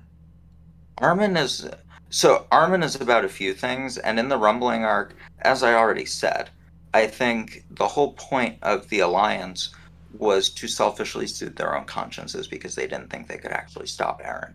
I think they thought that their actions would have next to no effect, but that they still had to do it because genocide couldn't be allowed, even if they understood, even if they were sympathetic to Aaron's motives, even if they still cared about Aaron, they couldn't abide by what he was doing. They still had to try. And in that situation, in that hopeless situation, Armin would, in my opinion at least, try to reconcile with his childhood friend who he knows is doing this for ostensibly good reasons, even if he thinks it's wrong, even if he doesn't think Okay, it's something you he can can do abide. that without saying thank you. It's way I there are agree. ways to do that without showing gratitude, and that's the I problem. The fact that no, he shows gratitude, if I it's had terrible. if I had written the line, I would have had him say, "You've done something horrible that can't be forgiven, but thank you for trying to think of us." Something like that. Because thanking him, the way Isayama wrote it, gives off, I think, a different intent from the one he intended. And Isayama has said as much. He's said that that line gives something different from what he intended. And I'm not entirely sure why he didn't change it in the official release, given that he's acknowledged that. But given that he has said what the intent of the line was, and it's what most people assumed the intent of the line was, I think we can rest pretty soundly knowing that Armin wasn't thanking him for killing 80% of the world. Yes, he was. Personally. He was thanking No, him for 80. He was thanking him for killing 80% of the world, even though it was fucked up. Even though it was fucked up. Thank you for trying to protect us, even though it was fucked up. Thank you. That's literally what he's saying. saying thank you for thinking of us, not thank you for what you were doing. Yes, I think thank you those for turning into a mass murderer. I agree that the intent, I agree that the line was weird, and Isayama admits that, and I That's think a very detailed line. look, I agree that the wording of the line did not portray what Isayama wanted to portray, and I think, and I know Isayama has said And so. also, I, here's another thing. Here's another thing. okay, Here's another thing. Let me just give you another angle to go at sure. because so let me find the chapter here. Give me 1 second. I'm sure I'm almost 99.999999% they're not gonna put this in the anime, but it's in the manga. So hold on, let me find it. Where Here it is is. it? Where is it? Okay, it's 124. I believe it's 124. this is why I say that that is a bunch of BS. Okay, so here we go. Here we go right here. The gene says, and I follow. Mm-hmm. All right. Well, let's start from the beginning. Actually, let's start from the beginning. Let's start from the beginning of this conversation. Okay. All right. This is Gene. This is the Mm-hmm. end. I never thought he would massacre humanity outside the walls, but if humanity outside the walls were to disappear, all of the grudges would disappear as well. Our enemies, who feared our continued existence, would all be crushed flat. Only a brand only a brand new plot of land will remain. The thing those guys across the ocean feared the most has happened because they decided that we were devil and they tried to kill us all. In other words, this is the result of those guys on the outside brought on themselves. There's nothing we could do about it, right? So this is Gene trying to justify what Aaron's doing, and Aaron and Mm-hmm. Armin goes, "It's going too far. Mm-hmm. This is going too far. This is unprecedented genocide." Then Gene changed his mind. Then can we stop him? Aaron prevented Zeke, who tried to sterilize us with a euthanization plan. He prevented sacrificing Historia to maintain the power of the founder. In other words, Aaron, in order to protect us, has sacrificed humanity outside of the walls. The ones who will Mm-hmm. benefit from this genocide are us. So in Mm-hmm. this page right here, Yes. Gene, Connie, Armin, and Mikasa have all Mm-hmm. accepted that the reason why Aaron is doing it is for them. They Yes. already know this for an absolute 100% fact. But Mm-hmm. regardless of that fact, they still decide to kill him. Now, Yes. they still decide to kill him. Now, if Mm-hmm. they still decided to kill him, then why in the world is Armin acting like this explanation that Aaron is giving is a goddamn revelation? He already knew this. Did he act like it was a revelation? Yes. Let me hold on. I'm going to 139.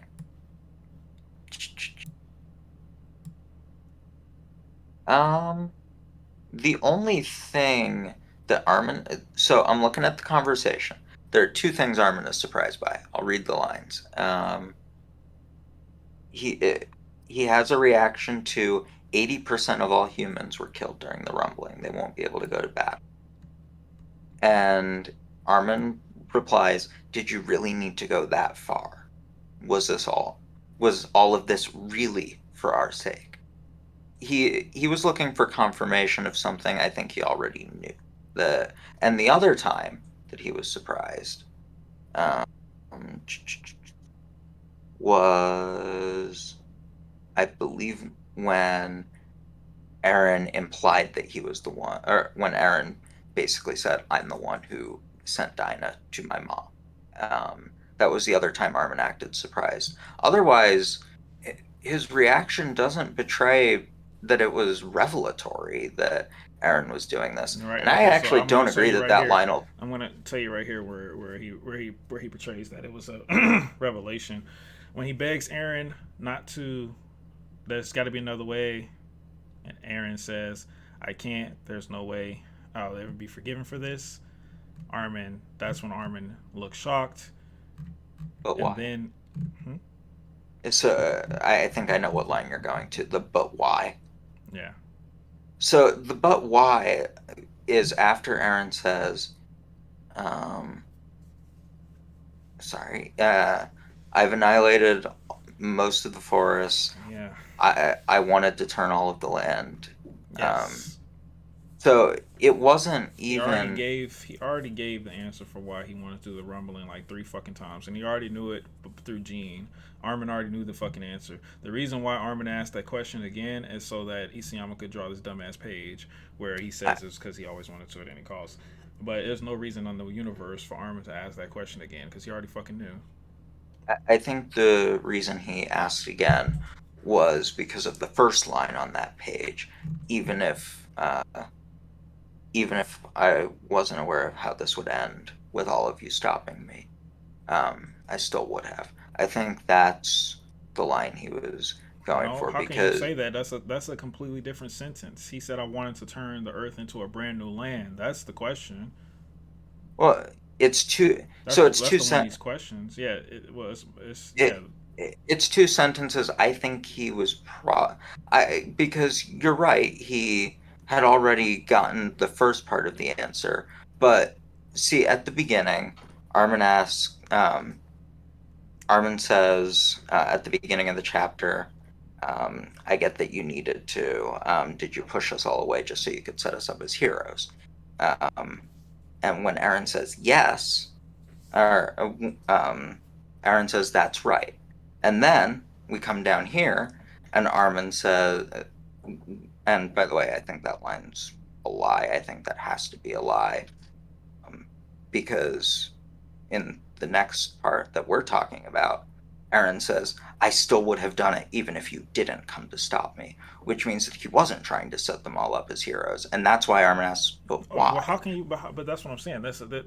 Oh no, I agree with you that that's some bullshit because that's inconsistent writing. Because what was it? Was you trying to set them up as heroes, or were you just doing it because you wanted to?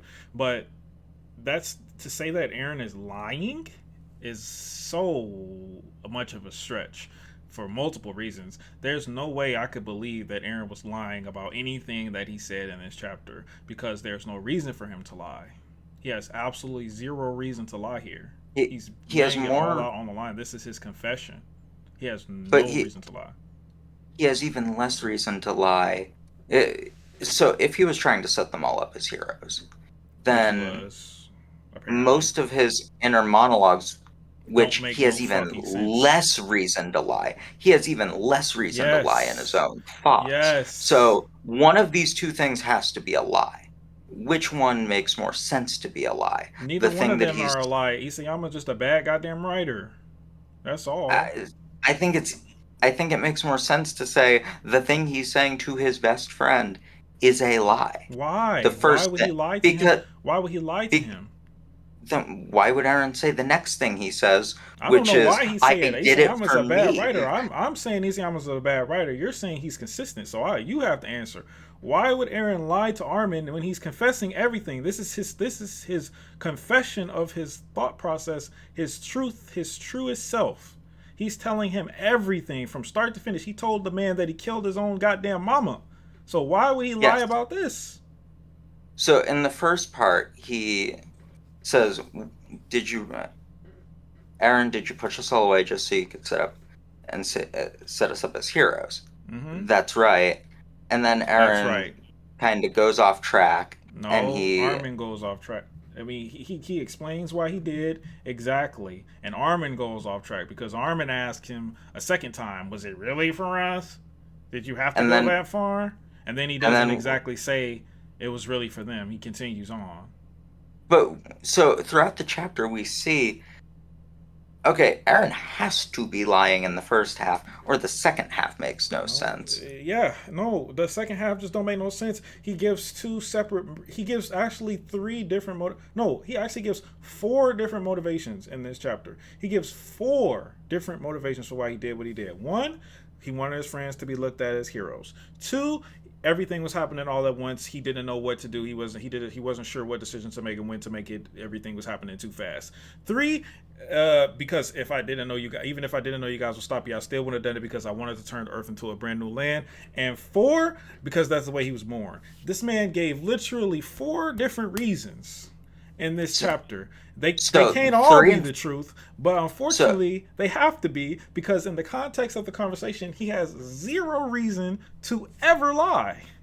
so 3 and 4 actually don't contradict each other at all. I never He said they contradicted each other. no None of them no actually I know. contradict each other, but they are separate reasons. There's a separate Three, reason that he gave. He gave separate reasoning. If it's all how I because it's a stupid fucking question. If he said I wanted to destroy the world to the plan new land, I wanted the what did he even say? I wanted I want to annihilate all the forests and turn Earth to a brand new land. And then Armin says, "But why?" He said, "Because I wanted to turn Earth to a brand new land, motherfucker. I wanted there to be flat nothing there. That's what I wanted to do." But instead, he said, "I don't know why. It's just the way I was born." it's Yeah, it's because it's That's who he was born completely as. It's how he separate. was That's a born. completely separate. Those are separate. So again, It four it's the reason motivations. for it's the motivation for it's the The reason motivation for the for the motivation. motivation. The motivation The for the reason motivation. So from the day he was born, he just wanted to destroy the world. that's certain that's As his certainly father the told him, implication of the chapter. which is trash because we all know that that's not Aaron's character, even the slightest 1% of a bit that is his character at all. So So so the first part, I wanted to set you up all up as heroes. 123, sir, uh, him making a public announcement to all of the Eldians in the world. That's certainly what that could mean. That he was trying to set up the. He wanted to have this public battle. He wanted to set himself up as the big villain, and it would make sense if he learned he was going to lose in 122 that he would make that announcement in 123. I don't know that that's what he happened. made that announcement I'm only to guessing. Eldians. You know that, right? Yeah, he can only make that All announcement right, to only to Eldians. He Eldians. can't. Yeah, he So can't make that. are they gonna believe the Eldians? Are the rest of the world gonna believe these fucking Eldians that they hate? Logically Uh, speaking, they hated Eldians before they destroyed the world. Why would they like them after? Why would they believe in them after? For Aaron to believe that means that he learned nothing throughout oh the no, story. I don't think there was any reason for him to believe that, and I don't know that he even did. I He did think believe it, which is why he left 20% alive so that they could be seen as heroes. He did believe it. again, I think he just knew he was going to be defeated, and How he did he didn't have the know that will. if he's the one who set it up? He was He set he himself up to didn't lose, have the will Dylan. to he didn't have the will to kill his friends. It was something he Oh just my god! But that wasn't okay, going to do. that's but except for Hanji and Sasha. But Well, he didn't kill well, he Sasha, wouldn't have and had to kill. Hanji He kind wouldn't of. have to kill any of. If you want to say that, he wouldn't have to kill any of them. Just let the Colossals do it. He didn't have to do it. He didn't have to do it by his own hand. Could let the Colossals do it the same way they did it with Hanji. All he had to do was go, "Hey y'all, shrug him off. Get off me. Get off my back." And that's it. He wouldn't have killed them. The I Colossals would mean, have. he's still a direct participant How in is he a that director of case. his of that, but not Hanji? He's the one who started the rumbling. Yeah, but he's not the person who destroy. He's not the person who made the plane, not He's inoperable, not the one but who flew the delayed plane the into plane. the rumbling either. He's not the one who flew No, Falco into the rumbling. the most direct participant in Hanji's death would be Flock. That he's more a direct participant in Hanji's death than He's Aaron just is. as Aaron, direct as Aaron. If not for be, Aaron, there would be no rumbling, bro. yes, Aaron is only looking ahead. The one fighting them off is Ymir. That's the conclusion of 135 anyway. The one who's directing previous shifters, the one who's stopping them is Okay, Ymir, then let not Ymir kill Aaron. them then, not Aaron. Let Ymir kill them then. He I doesn't have to do it. He doesn't have to by his own hand. He could go. Actually, he could literally go to sleep. which for most of it, the implication is But he he was wasn't though. asleep. But he wasn't though. We all know he wasn't. I don't know why he implied that he was, but he was not asleep. He was fully awake. But he could have actually physically like went to sleep, and they would have died. The only reason they I didn't die is because he didn't want them to. Their I plan actually was would have trash. Armin lost the moment he got eaten by Ymir. It was over. I He actually lost would have within liked 2 seconds.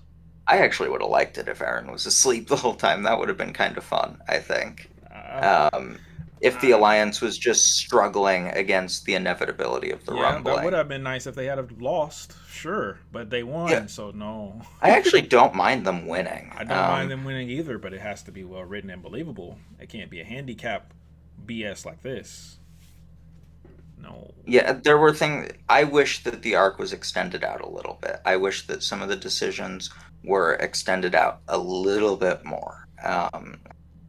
I'm not covering any ground I didn't cover last time. I still have the same problems I had last time. I don't know, There were man. It still sounds like logical inconsistencies. you have a great amount of problems with this chapter, like a Yeah, lot.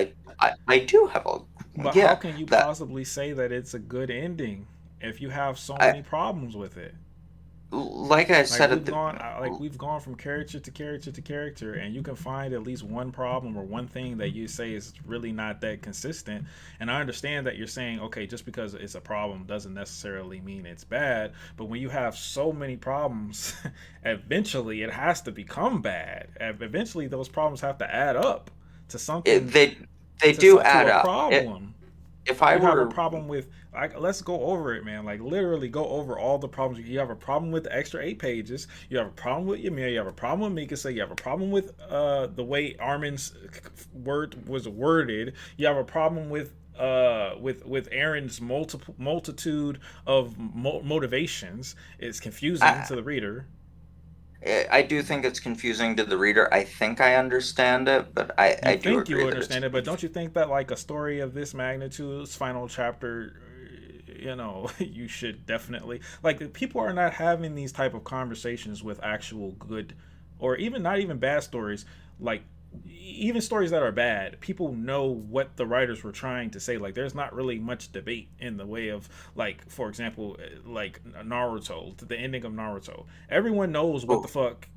It's not left for interpretation. This ending is no. supposedly left for interpretation, but it's also not, because he spells out everything. There's a whole chapter dedicated to spelling out everything that happened. So how can we possibly have interpretations if he's giving us this explanation? The reason why we have interpretations is because the explanation don't make sense. The explanations, I I think the explanations for Aaron do, especially the deterministic timeline If and you want to go with the deterministic timeline and say that that's why, that explains one decision. That explains one thing, and I think it's the only thing that remained in question to me, and that was, did Aaron choose to lose? And the answer is no, he didn't. If it's a deterministic timeline, he did he not choose to lose. The the he, reason why he lost is because he chose to lose. If he hadn't chose to lose, he would have won. no, if he had no choice but to lose, then So the that characters in Attack on Titan don't have choices, or their choices no don't matter. Their choices don't matter. compatibilism is the idea that the future is determined both by fate and the decisions you make, and I think that's largely the But case Attack with on Titan has Aaron. always been a story about choices, making choices, and the choices that you make having consequences. There's literally a whole episode, multiple episodes, just going over the concept of choices. Aaron choosing not to turn into a Titan or defend the Levi squad. Aaron choosing to go listen to Ymir and play Right. along with Reiner and Bert, or give in to his emotions and lash out at them. Aaron So choosing to uh um not Aaron, I mean, who else? Reiner choosing to break down the wall, even though he knew that what he was doing was wrong, and he was only doing it for himself to be seen as a hero. Marco choose uh not Marco. Marcel John. choosing Oh, to lie and cheat to make Reiner take his brother's place. Um, Grisha so choosing to give Aaron the Titan. Grisha choosing to force Zeke into doing what he was doing. Force Zeke into being a warrior. Zeke choosing to betray Marley and his Eldia plan, euthanasia plan, and choosing to fight for saving the world rather than just killing all the Eldians.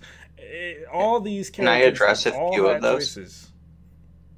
Can I address a couple of those? Because I think a couple of those decisions actually make the case. Okay, Look at Marcel, wanting to protect his brother from inheriting a Titan. which he ended up doing anyway. Yes, Marcel's choice didn't amount to anything. It did Aaron, amount to something, because if he had have chose his brother, they would have.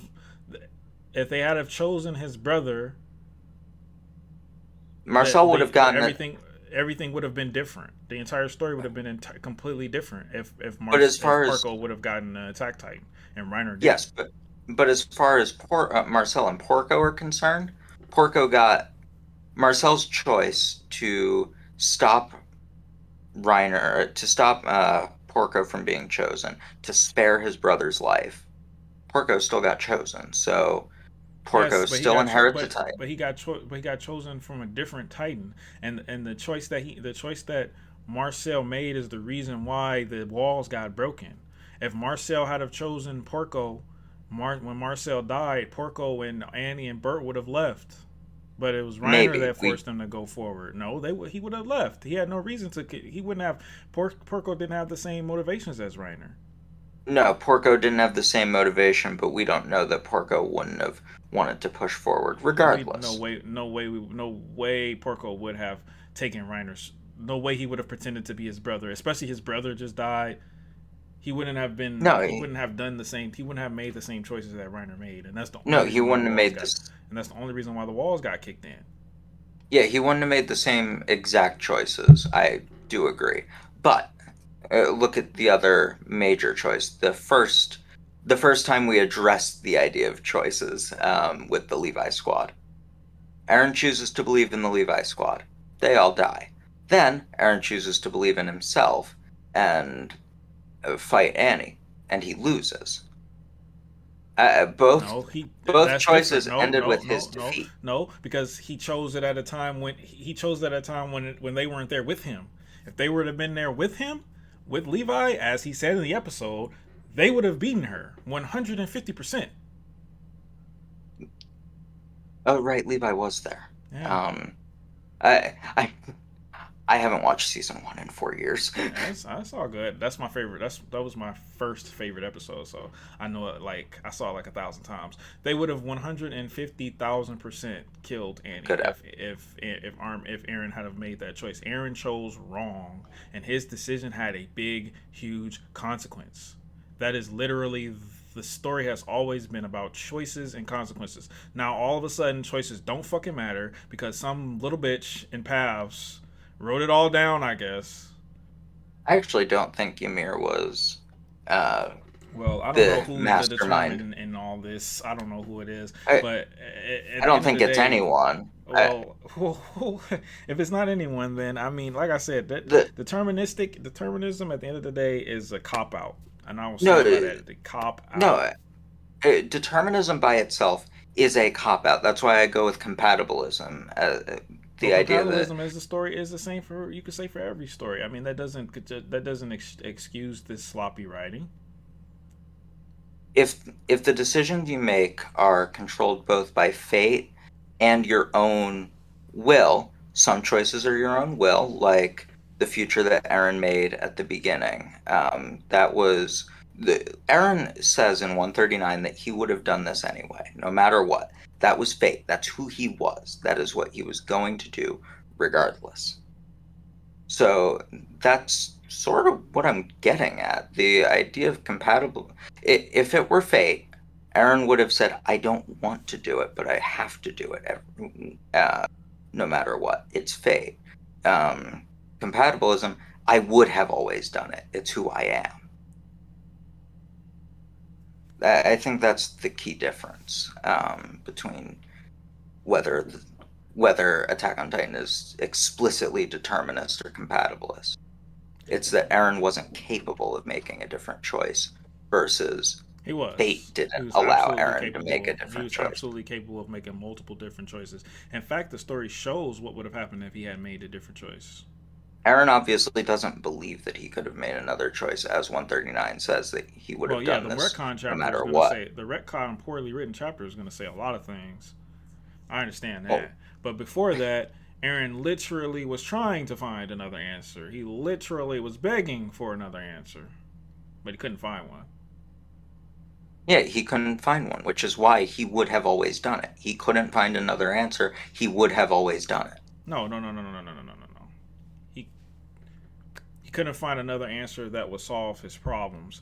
But that's because another answer doesn't exist. Not because his The, choices, not because he doesn't have it, not because of the fate. It's because there is no other choice. It's the not the fifth, same as fate. no, so the answer to all his problems, the fifth, so besides Historia, the 50-year plan fixes most of the problems he has. It allows Besides Paradis Historia, so you a just skip measure of that. You just security. skip that part. Don't, you can't just skip that part. No, no, Besides the story. Okay.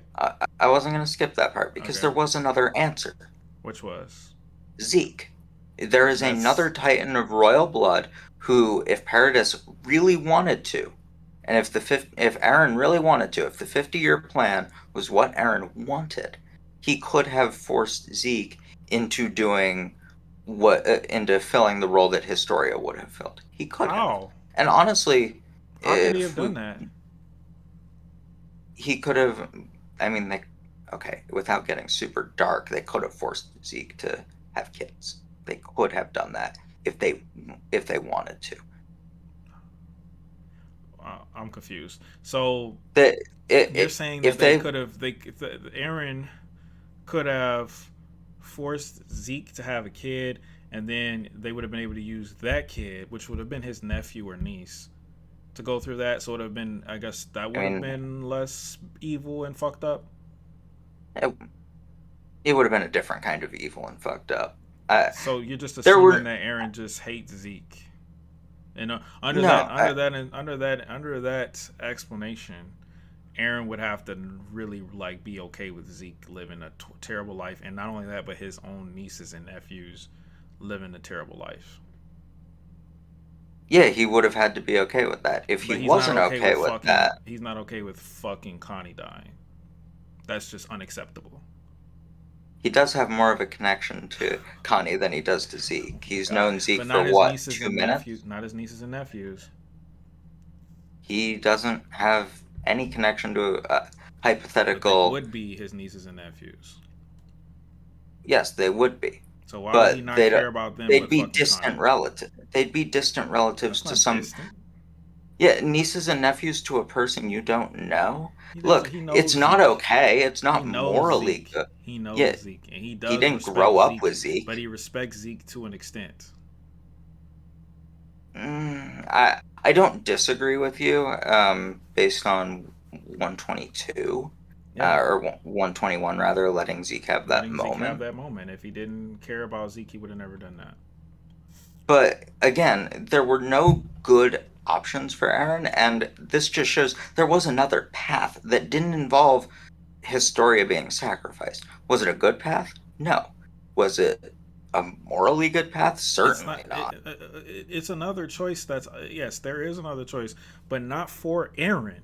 That's what I'm Yes, saying. Like that's my that's another point. choice. There Like was no like other choice for like Aaron. there's like right now there I have the choice to sit here and be on Tatacaw and have this debate with you, and I have the choice to go outside and sit in the snow. But I hate the cold, so I'm not gonna make So that do I. choice. I'm not gonna make that choice. I'm gonna do this instead because this is more in line with me as a person, and so same with Aaron.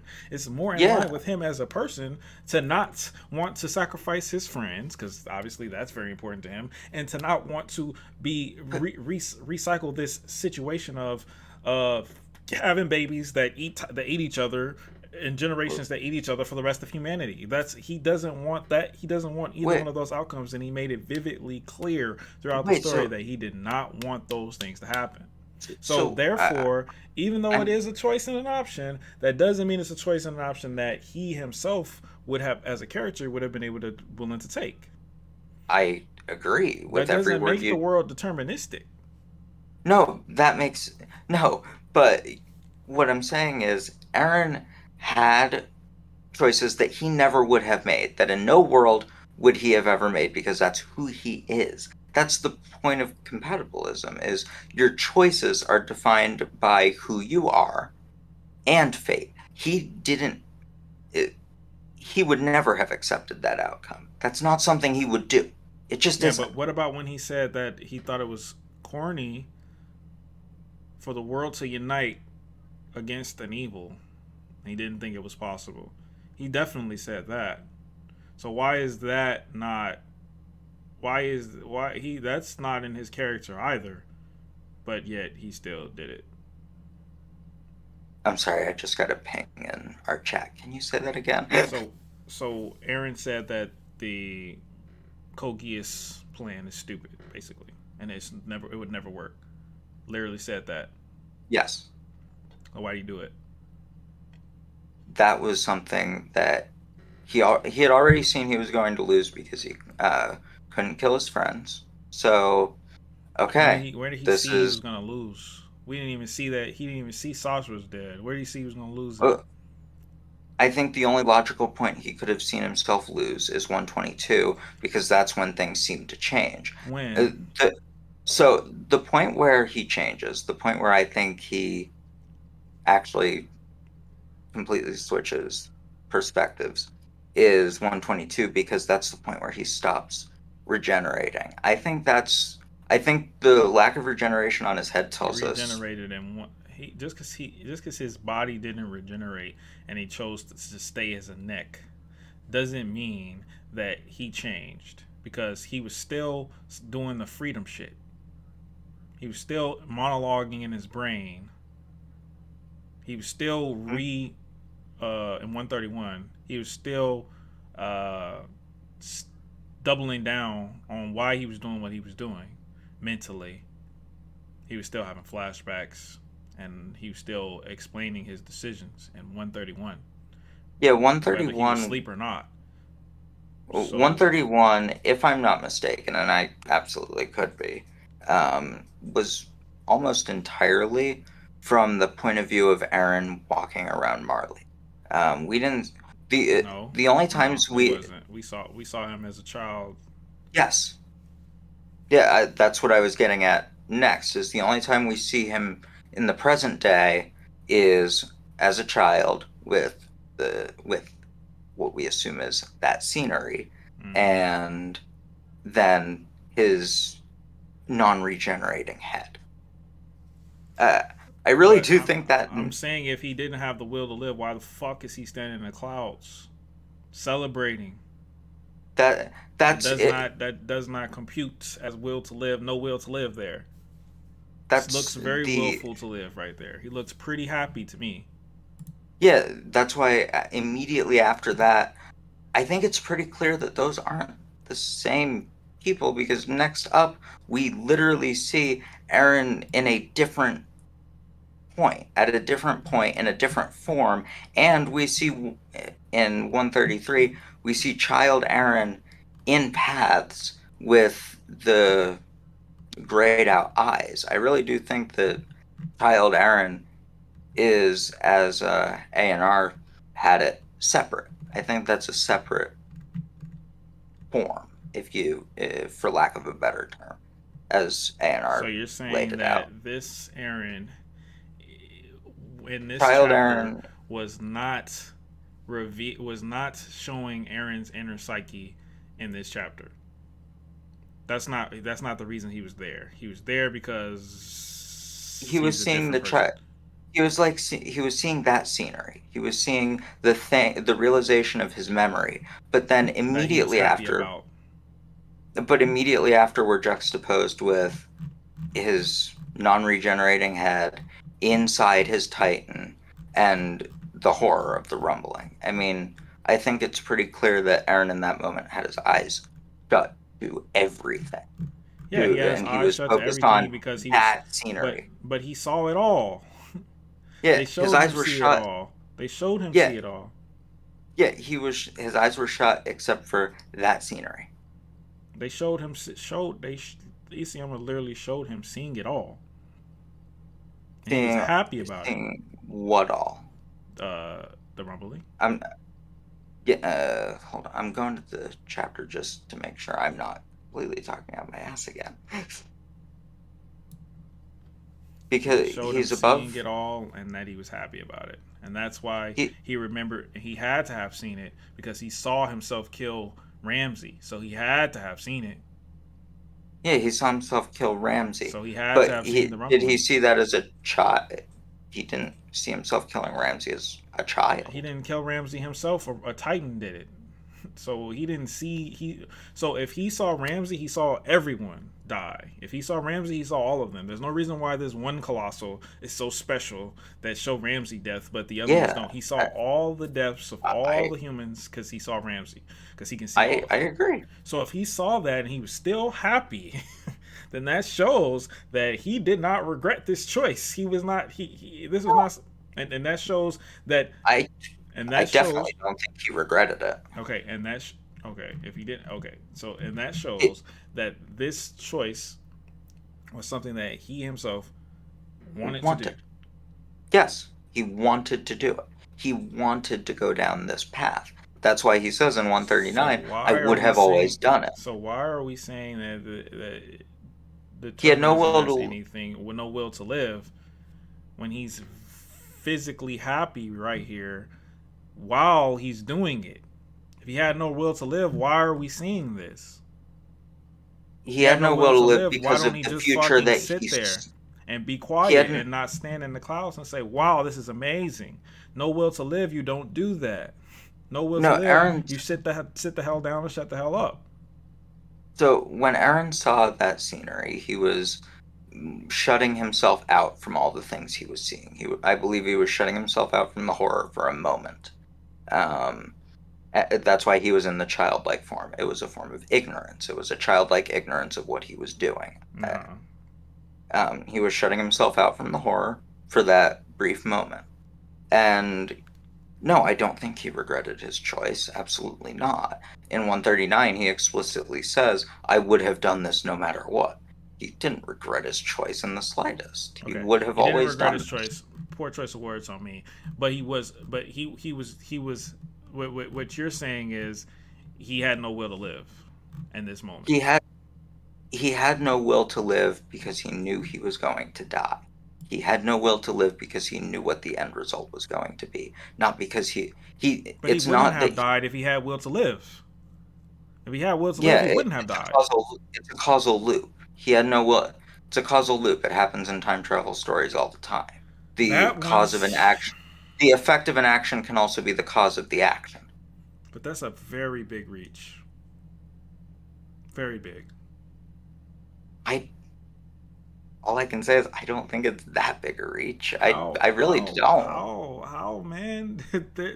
Isayama is showing us Aaron actively, literally the opposite of not wanting to live in this panel, in the freedom panel. This literally the opposite of no will to live. Yeah, in a form of as I the embodiment understand of that. I childlike ignorance. understand that. I understand that. Trust me, I get it. The symbolism and all that, I get it. It's I, not. It's I not know you do. exactly. It's not. He's not exactly his one. He's not exactly. Say for example, 100% in his right state of mind. I'll give you that. But at the end of the day, he is not. This is far too enthusiastic to be someone who is, regardless of their state of mind, who is doesn't have the will to live. That is way. That is ridiculous. No, If it weren't for this again, panel, maybe. But this part of the story alone, the fact that he thought about all this, the fact that he acknowledged what he was doing, and then turned around and said, "This is freedom," and to tell Armin, to be so happy about it, to tell Armin. yeah, that's okay.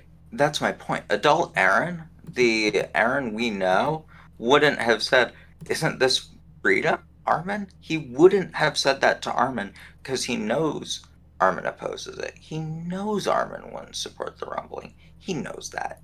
He, that's kind of the point. This is the No, I ignorant, don't think that. childlike I don't Aaron. think that's the case. I think that he. I think that. Yeah. No. No. No. I get it. He was so far. He was so far separated from Removed. the situation that was going on that he was thinking more so about him and Armin's. Him and Armin's talk and him and Armin's dream and shit like that. Not so much what he's doing. I get once again. I get it. Trust me. But No, I'm I saying. know. Sorry, can I just clarify because I don't want to seem like we're retreading on the Yeah. same point. I want to connect it a little bit Go better. ahead. Um, he, to echo what you just said, he's so far removed from the situation that he's shutting himself out from all of it, what he's doing, what he's going to do, what he has done, and just connecting it back to that base childhood dream that he had. That's why he can be so happy in that moment. He's unburdened himself of Mm-hmm. everything. He's Mm-hmm. unburdened himself of the Mm-hmm. past, the present, and the Mm-hmm. future that's all happening at once. Right. He's unburdened himself and is talking to Armin. Right. That is how he can appear so happy in this moment and still when he gets back, when he comes back to himself, when he's back in his current form, that's how those two things can coexist. Because, as you acknowledged, Aaron's removed himself from the situation in that moment completely.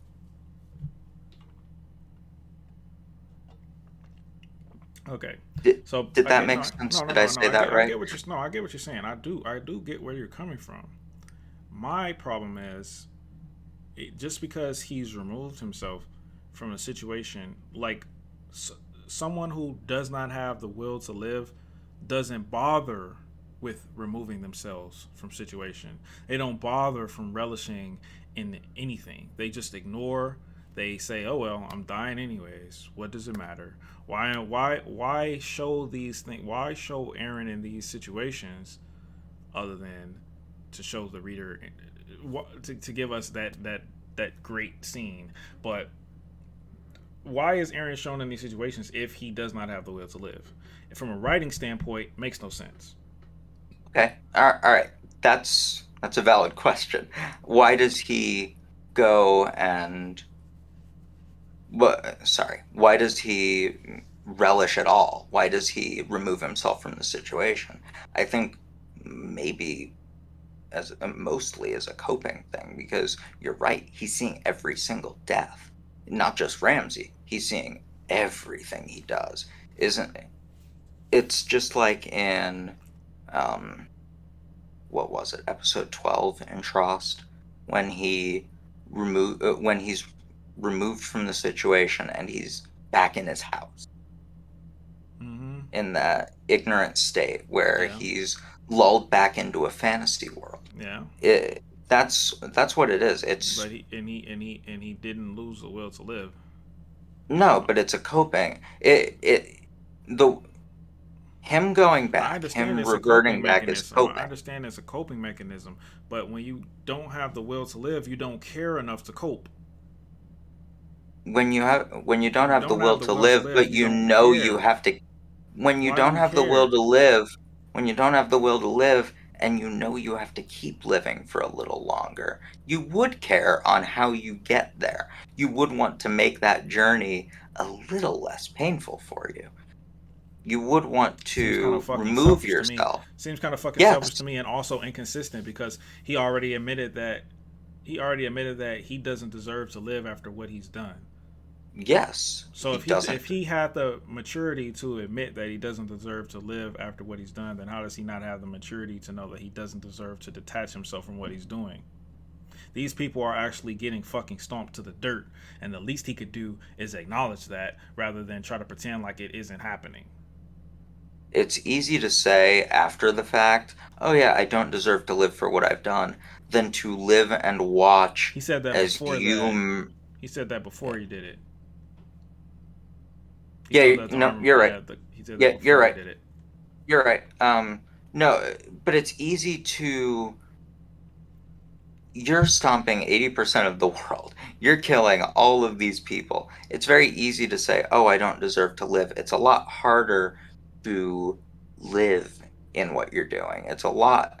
Those are two very different, in my mind, two very different things. You can acknowledge something as true and yet still not want to live it. And yeah, That's is like it I said. selfish of Aaron? That's extremely selfish considering what he said in Yeah, 139. If he hadn't said what he said in 139, maybe I believe you. But the fact that he said that in 139, the fact that he was he's able to acknowledge that he doesn't deserve to live for what he did before he even did it, then he shouldn't even. He shouldn't. It's like it's so much of a petty thing to do, yes, to be so weak minded, to where you can stomp these people to the fucking dirt and you can't even watch it. You're that much of an Aaron. asshole. You're that much of Aaron a is fucking incredibly crybaby. selfish. Aaron is incredibly selfish. That's not. But I that's not even like. That's not even like. That's not even like relatable selfishness. That's just like disgusting selfishness. Like yeah, imagine you slaughtering people, innocent people, knowing it's fucked up, and then going, well, I can't watch this. This is terrible. You're the one doing it. yes, and the worst part is for Aaron, he would have done it again. and he would have done it no matter what. I'm not arguing that Aaron isn't a monster. I would argue that he is, and that he is the villain of the story. Maybe he's But the not. story is trying to have it both ways. The story is trying to make him the monster and the hero. The story's trying to make him a sympathetic villain. Again, I don't know that they necessarily. Trash.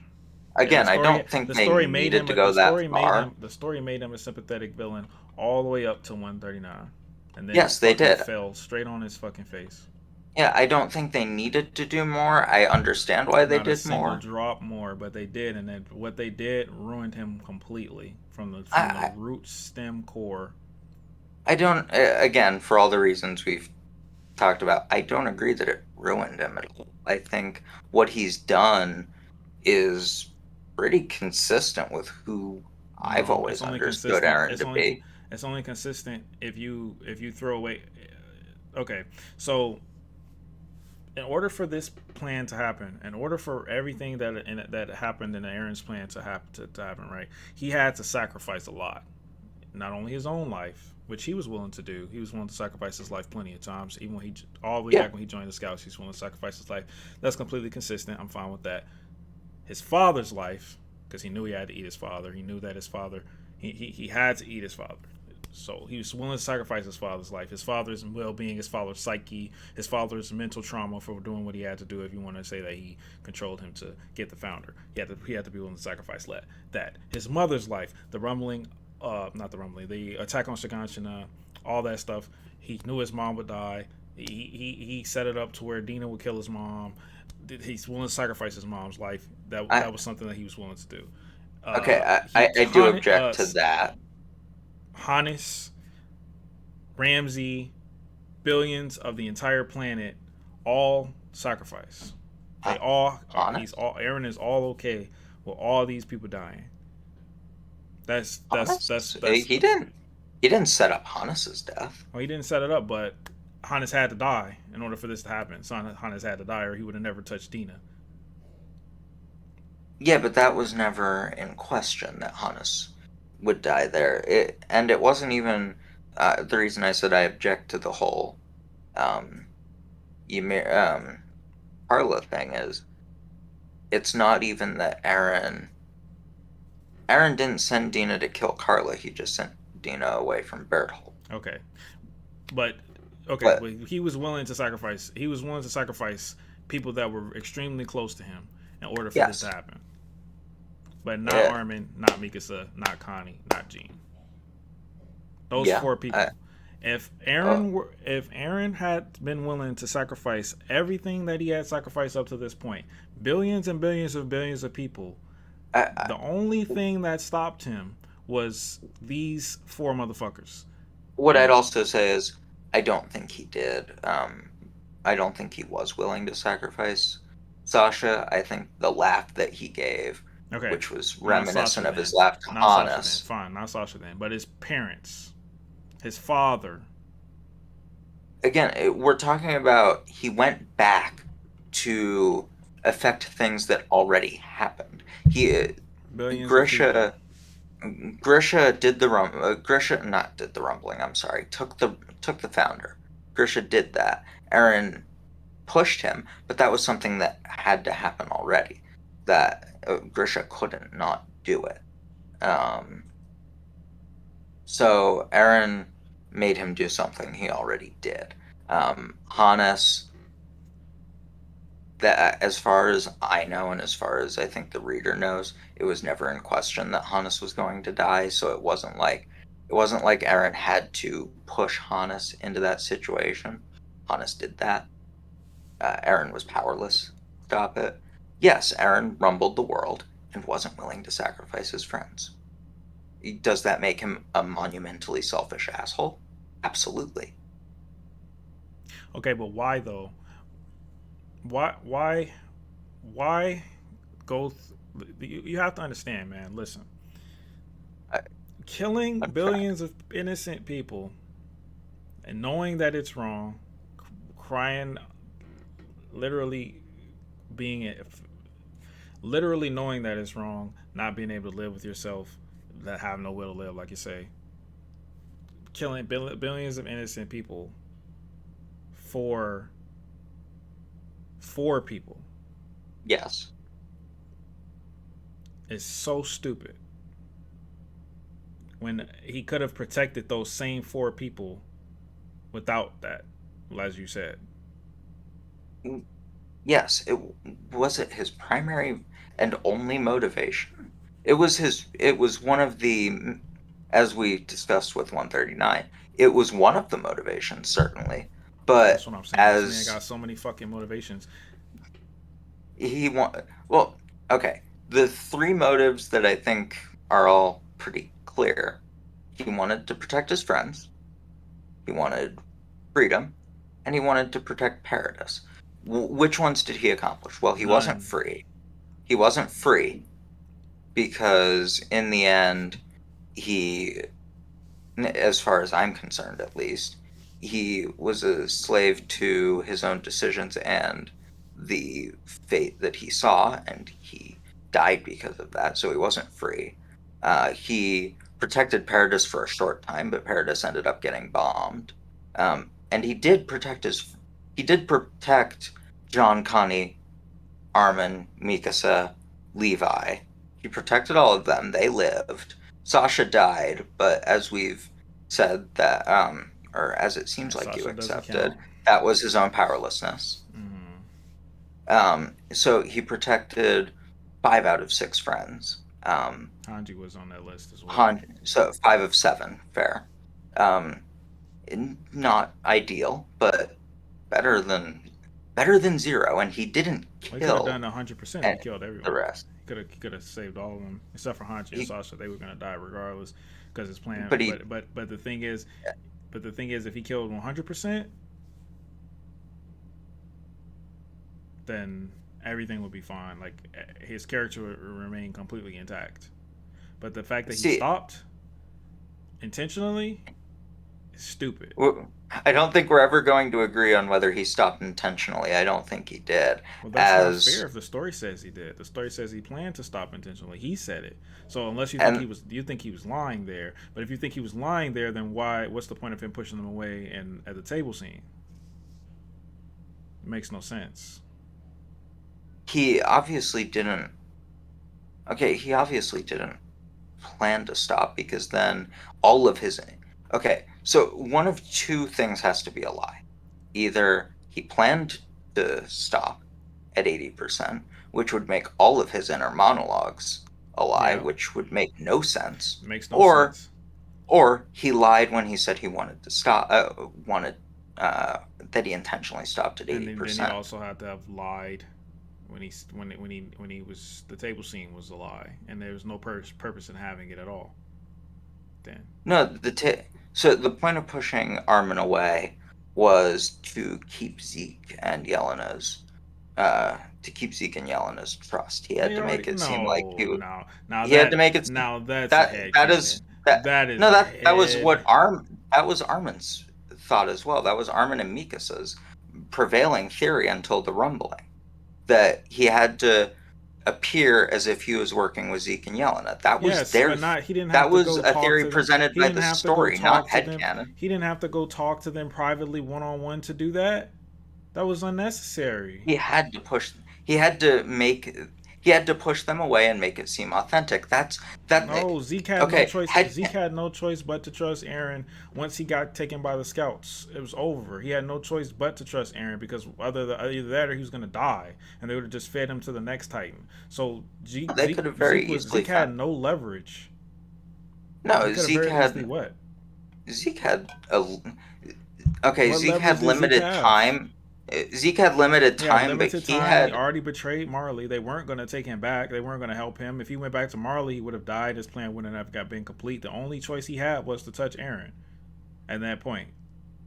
no, he could have easily found some, not easily, but there What? were ways he could have found somebody else Like to who? take the he did he not have any Eldians in the volunteers? I'm pretty sure he had. So he's saying someone I'm, else should have ate him? I think if Zeke knew that Aaron was going to betray him from the beginning, I think Zeke would have done that. Yes, I And think then the Zeke would have next had person could have somebody just else. done it. What's stopping Aaron from touching the next person that has a founding Titan with Titan blood? Well, he has to touch a royal with. Yeah, He yeah, Royal, yeah, the only two royals left are Zeke and Historia, and we've established yeah. he's not gonna get rid of Historia. So his only option was Zeke. He had, and so I don't agree that it's headcanon because it's only headcanon if the text never poses it themselves, and the text very The text clearly. poses that he worked with Yelena and Zeke in order to get what he wants, which is Uh, true. But it doesn't impose that he went to Armin and Mikasa in order to convince Yelena and Zeke to trust him. They already trusted him. no, what it says is he had to push them away. He had to make it appear as if he was acting against them. He had to make them. He could have done If that he had without the brought. table scene. The table scene was completely unnecessary for that plan. There's no reason to do that. Let me check 139, but I actually, if he said this, okay, so what he says in He literally 139. says it. I need you in order to fucking. I'm sorry that I need you. He don't say anything about even Aaron Armin asked him, "Did you really have to need me that hard?" And he says, I felt desperate to separate myself from all of you, while Where? asking myself, so second panel in 139. I felt desperate to separate myself from all of you, while asking myself, wait, what am I doing? I just went with the flow of events. I'm sorry. Is that a That great reason? that has No, absolutely no. nothing to do But with. That has absolutely nothing to do with convincing Yelena and Zeke.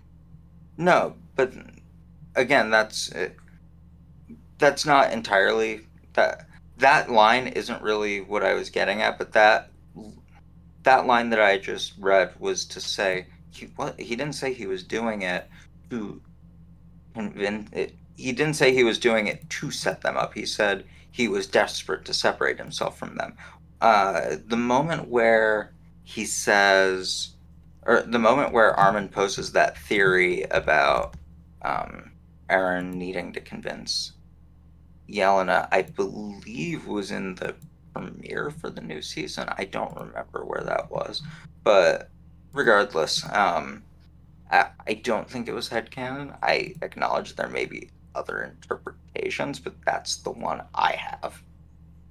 Hold on, there's a ping for me I mean, in I the don't know how chat. you can I don't know how you can interpret it if he literally says, "Why did you push us all away?" And also, if you pushed Aaron, did you push us all away just so you can set us up as the heroes who saved all of humanity?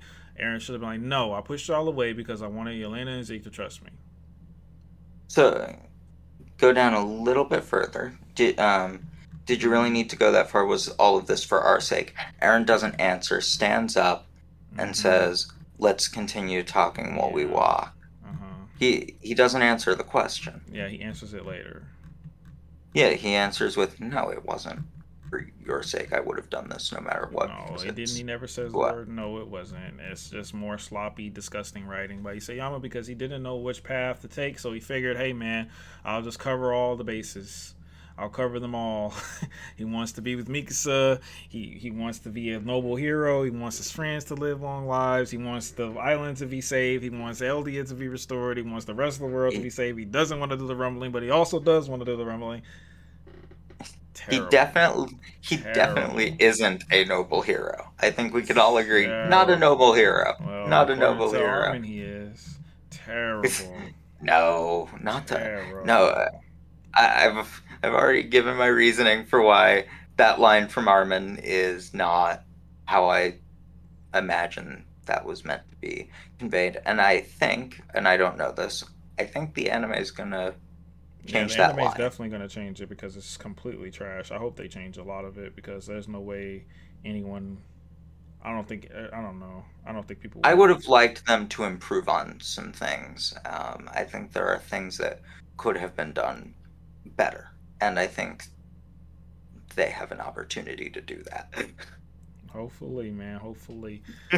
Well, shit, man. We were having a long debate today. I didn't think we was gonna be Yeah, we talking did. this long, but I do I didn't appreciate you. either. I do appreciate you for stopping by. I got a debate with the freaking AOE boys now, Oh, but fun. yeah, lots of fun. Um, All right, this was fun. I had a Uh, good time. it's always a pleasure having you, Dylan. And stop by Yeah, anytime, man. thank you. Have a good one. Enjoyed the AOE debate. You too, man. Thank you. Well, thank you, man. Have a good one, man. Have a good weekend. You too. All You right. too. Bye. All right. So AOE boys, he said he's gonna be ready in 10 minutes. Actually, let me see.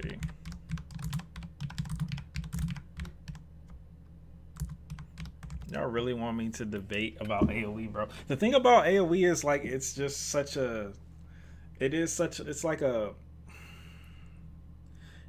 At the end of the day, like I can't fucking prove you wrong. You know what I'm saying? Like it's just one of those like we're gonna have to see, type shit. You know. Yeah. Yeah. Dylan's great. Dylan's a cool guy. He's at least can admit some. Oh shit. What a man you are, Saint It Chief. You became an ending defender for our sake, an ending defender debater for our sakes. P.S. You should get a Streamlabs account. YouTube takes a ridiculous amount of percentage for dono money. Don't let our donos go to waste. Thank you, man. I appreciate you, man. You know I don't do this for donations, but I do appreciate you, man. Thanks a lot for that, bro. I appreciate you. Jacob the Chad. Give a round of applause for Jacob, man. And thank you, man. About to buy me a lot of uh caramel frappes with that.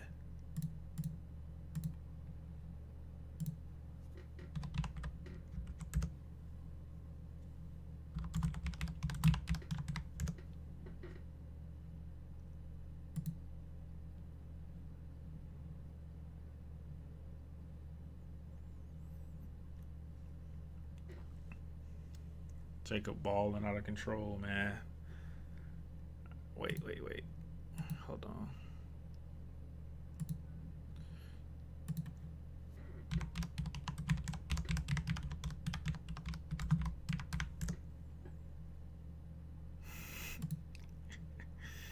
You guys are silly, man. 100% rumbling. Oh my god! All he had to do is just make it where Aaron was like, "Yeah, I wanted to do 100%. You motherfucker stopped me, but damn, that's what I wanted to do," and we'd have been straight, man. All right, what's up, bro? Yo, yo, yo. What's going on, man? So today you're gonna be debating. You're gonna be debating the AOE is still going to happen. Yo. As of the past 2 episodes of Attack on Titan, I've gone from a AOE believer to an AOE denier, Mm-hmm. and y'all are trying to, and you're basically trying to convince me that AOE is still gonna happen, right? Yeah. All right. So So let me go ahead and state my problems with the AOE theory, and you tell me why my problems with it are wrong. Let's go there. Let's start there. That sound good? let's. Can we actually start somewhere else? Oh, where? I want to know what you know about AOE to begin with already. Okay, what I know about AOE. Well, Yeah. the thing about it is there's no concrete. You know, AOE is a as Aaron would like to say is it happens all at once. You know, it Mm-hmm. happens all at once. Yeah. You got to go with the flow now. But my concept of AOE is that it's been foreshadowed throughout the entirety of the anime that the Okay. even in season 4 to an extent through subtle hints such as birds and black and white birds things being changed and the character dialogues being changed, few things being changed here or there, Yeah. that the ending of Attack on Titan and the anime will be different than the manga because the Eren in the anime is a different timeline or different version of Eren in the manga because Okay. the theory is that the Eren in the manga essentially failed, and the Eren in the anime knows that his past self had failed by not being willing to go completely with his plan So in the anime, he will. And a lot of reasons why that's the case is because of the theory exists is because a lot of the music videos, openings, things like that, and like I said, some of the subtle hints here and there that are different from the anime, manga differences and anime differences, and also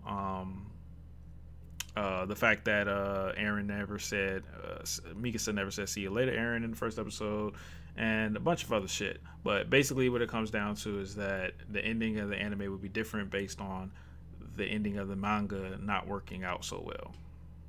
Yeah, so basically, you know the whole thing already. Then that's Okay. basically like the whole crux of the thing, right? Yeah, I But made a I'm gonna, video on it. yeah, right. But I wanna like give you evidence that like supports it more and kind of outlines the reasons as to why this is possible, right? But Okay. I before we mean, go into that, uh-huh. I want to hear like what you don't like about AoE theory. Okay, so I liked it before. I saw a lot Yeah, of things that I saw were kind of strange, that were different from the manga, and I was like, wow, why would they bother with that? Especially like me personally, I don't like to use external hints. same. Like for Yeah, example, the I like to stick to the source material. yeah, stick to the source material. So it has to be in the episode of the anime. Not even the opening or ending is enough for me. It has to be in the Mm. anime for me to truly like They- justify it. And there were some things that happened in the anime that were peculiar, especially when you consider all the symbolisms of the birds and things like that. That made me go, okay, maybe it is possible. Especially when the biggest thing for me was in the shard. One of the shards that Isayama showed in the manga, you saw the anime are only geese. That was like the Mm, biggest one for me because it was like those geese are like such a important um, symbol of the anime that were completely not in the manga at all. And the fact that they right. were there shows that Isayama was purposefully hinting at an anime timeline being seen, either that or he's just a fucking terrible writer and he just forgot that he didn't have that in his manga, which I'm more inclined to believe now. But that was one of them. So, but now since season 4 part 2 came out, I was looking for. I was like, okay, let's we're gonna get a lot of clues here because we're getting close to the end. We gotta we got to start seeing things that are summing it up what's going to happen. Either they're going to have to choose to go the path of 139, which if they do, I know for a fact they're going to start foreshadowing it better, or they're going to go a different path. But they're foreshadowing. So the first foreshadow, Thing, baby Aaron being right. held by Grisha. The first foreshadow. There's a foreshadow directly to 139. Exactly in the moment where Zeke asked Aaron why he was behaving the way he was, you get that foreshadow. The same question Armin is gonna ask him when we get the full foreshadow. I mean the full panel, the full animation of it, the full. So the fact that they purposely chose to put that there, big no, big L for anime only for me. That's like the first one. Then this last episode that just came out, the scenery scene. Aaron has always been, even in the manga, the scenery, he was extremely passionate about reaching the Yeah, scenery. That was something that he absolutely wanted to see. Even in the manga, he wanted to see it. But in the anime, he doesn't. And the anime, it's something that he doesn't want to see. It's something that he isn't passionate about. Something that he basically showed absolute sadness, sorrow, regret, whatever you want to say, not positive facial expressions like it was in the manga, which shows that if in the manga he saw it so passionately and he still wasn't willing to go all the way, why in the fuck would he do it in anime? yeah. So those 2 points So alone killed it for me. yeah. The first one, the foreshadow 139 definitely killed it, but that like just like locked and loaded, sealed it. Okay. So when it comes to the Grisha thing, right? Um, the things that happen in the manga, like they happened, right? So Aaron is gonna have memories of all that stuff, and he's gonna be able to tap into it and all that stuff, right? It's the things that happen in the manga are canon, and they lead into the anime only ending, right? Right. So So you're saying he's sad because of what he saw in the manga? no. I'm talking about the Grisha thing right now. Oh, okay, the Grisha thing. Okay, you're saying So the uh, manga's being foreshadowed. No, no, no. I'm saying that panel has to be there because No, it doesn't. I don't think that Aaron and Armin are gonna have their like exposition dump or like Aaron is on the floor crying and pissing himself and he's like trying to explain his Oh no, they're not motivations, gonna. They're right? not gonna. They're Oh, not gonna go as far as Isayama did. I'm 100% sure they're not. But they're definitely gonna have that conversation. They're definitely gonna have it because if they weren't, why would they I foreshadow it? think the conversation is going to be different. I don't think that's what they're foreshadowing. I think they have to explain Aaron's motivation and his character as to like why he always had this yearning for freedom without that Armin conversation, right? So they had to move the Grisha panel to where it is right now. Wait, what? So you're saying that the way they're gonna explain it is without Armin talking to Aaron? They're gonna explain it another way? No, it's like that baby panel of of Grisha holding Aaron is such like a key panel to show his motivations and like why he is the way he is. Mm-hmm. And in an AOE, Armin and Aaron aren't gonna have the same type of conversation in that in the last In the AOE confrontation. they aren't, but in the ending of 139 they are, which is why which is why it was foreshadowed. That's what I'm saying. That's why they foreshadowed that. But what I'm saying is it's a rearrangement of it because if AOE is to happen, that final confrontation is gonna happen, right? Yes. So they need to rearrange that panel into somewhere else to like help display Aaron's motivations and why he is the way he is. That panel is dog shit though. That panel is the that panel saying that the reason why Aaron is the way he is just because he was born. Yeah, but it's like Zeke Literally and Aaron dog are shit. like Zeke and Aaron are like nature versus nurture, right? And Aaron shows like the nature side of always wanting to be free and that stuff, right? And Zeke is like he was nurtured and groomed up to be like a warrior and like fight for the things he fights for, right? So that Aaron being free since a child thing is pretty important to his character motivations and stuff. But he But hasn't been also want to free. talk about His whole entire character is he's not been free. but he yearns for the freedom and he But he fights for it. exactly yearns for it, but he hasn't been free. That's the whole point of the show. He's not free at all. Grisha telling him he's Right? free is a whole bunch of bullshit. I guess you could say that. So if Grisha telling him that he's free is a whole bunch of bullshit, and the anime is foreshadowing Grisha telling him that he's free. But like I'm saying, it sets up his character motivations, right? Yes, for why he did what he did in 139, it absolutely is setting that up 100%. That's my problem. Okay.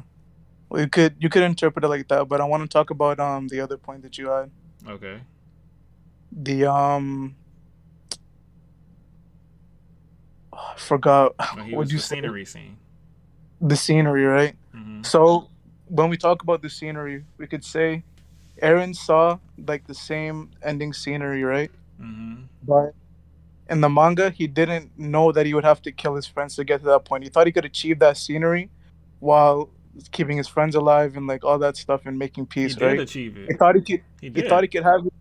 He didn't though, He because did. Paradise. His scenery was he literally said he finally made it to the scenery. So he did do that. His friends were alive and he did do that. When did he say he made it to the scenery? And 131. He said freedom, right? No, But that. he said let me go to it for you. Hold up. He literally said he made it to I the scene. can't see like your screen and stuff right now. I have to like Oh, open up well, I'll the just read it screen. for you. He says, um, he says, okay, this is freedom. We finally got to see this view. Right, Armin? That's what he's talking about. It's the scenery.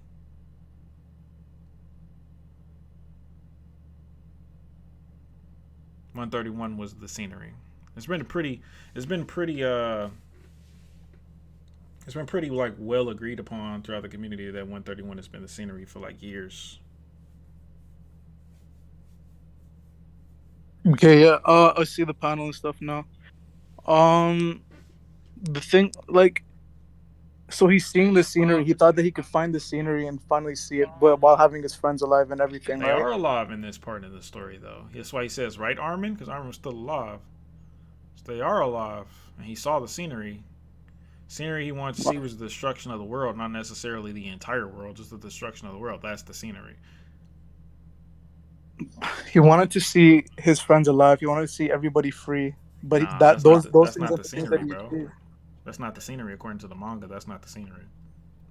But why is the scenery just one static thing? We know I his don't know. I motivations are didn't write the multiple. story.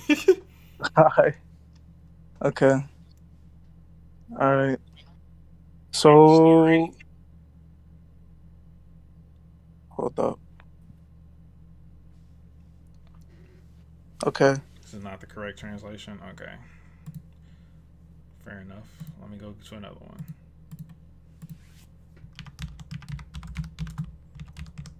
You expect me to go get the actual manga? Which one? Which one should I read? Let's see. But yeah, I should have prefaced this by saying like I'm like a low level boss when it comes to AoE. Like if I you feel want to you, bro. get somebody that's like a super high level, like we could arrange that. But Bro, what I want to do bro, is I want it's to like all the introduce. same. I mean, you ain't saying nothing. You ain't saying nothing any different than they're gonna say, bro. At the end of the day, like AOE is like a religion at this point. If you ask me, it's just something that you believe in, and I can't tell you that you're wrong until we get to that point. All I can say is the evidence is not stacking up at all. The evidence is not looking too But the good. thing is, I think the evidence does stack up, right? Because Isayama's writing style that we've seen is his his his whole style throughout the whole series is like he was really good at setup and foreshadowing, but tying everything together it kind of fell apart, right? So I think that with the AoE thing, like Yeah, he's it setting says up the this same whole thing in here big right great. here. Is this good enough for you, bro? Yeah, that scenery. This view is what he says. This view. This view.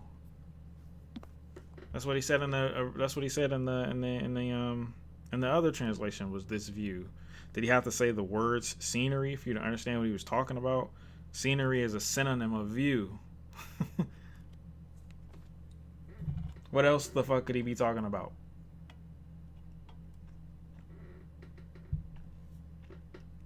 He said use your lifeline.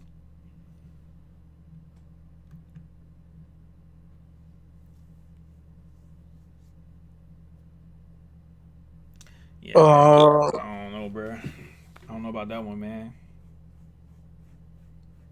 so Exactly, so Neo. let's take a second to figure out like what would it take for you to believe that AoE is happening though? What would it Uh, take? well, the 139 panel being translated would have to be removed. If that had never happened, then I still would be on board. Like if the whole manga never existed. No, no, no, no, no.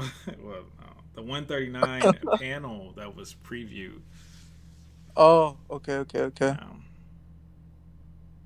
And then so that's it. yeah, that pretty much set it down.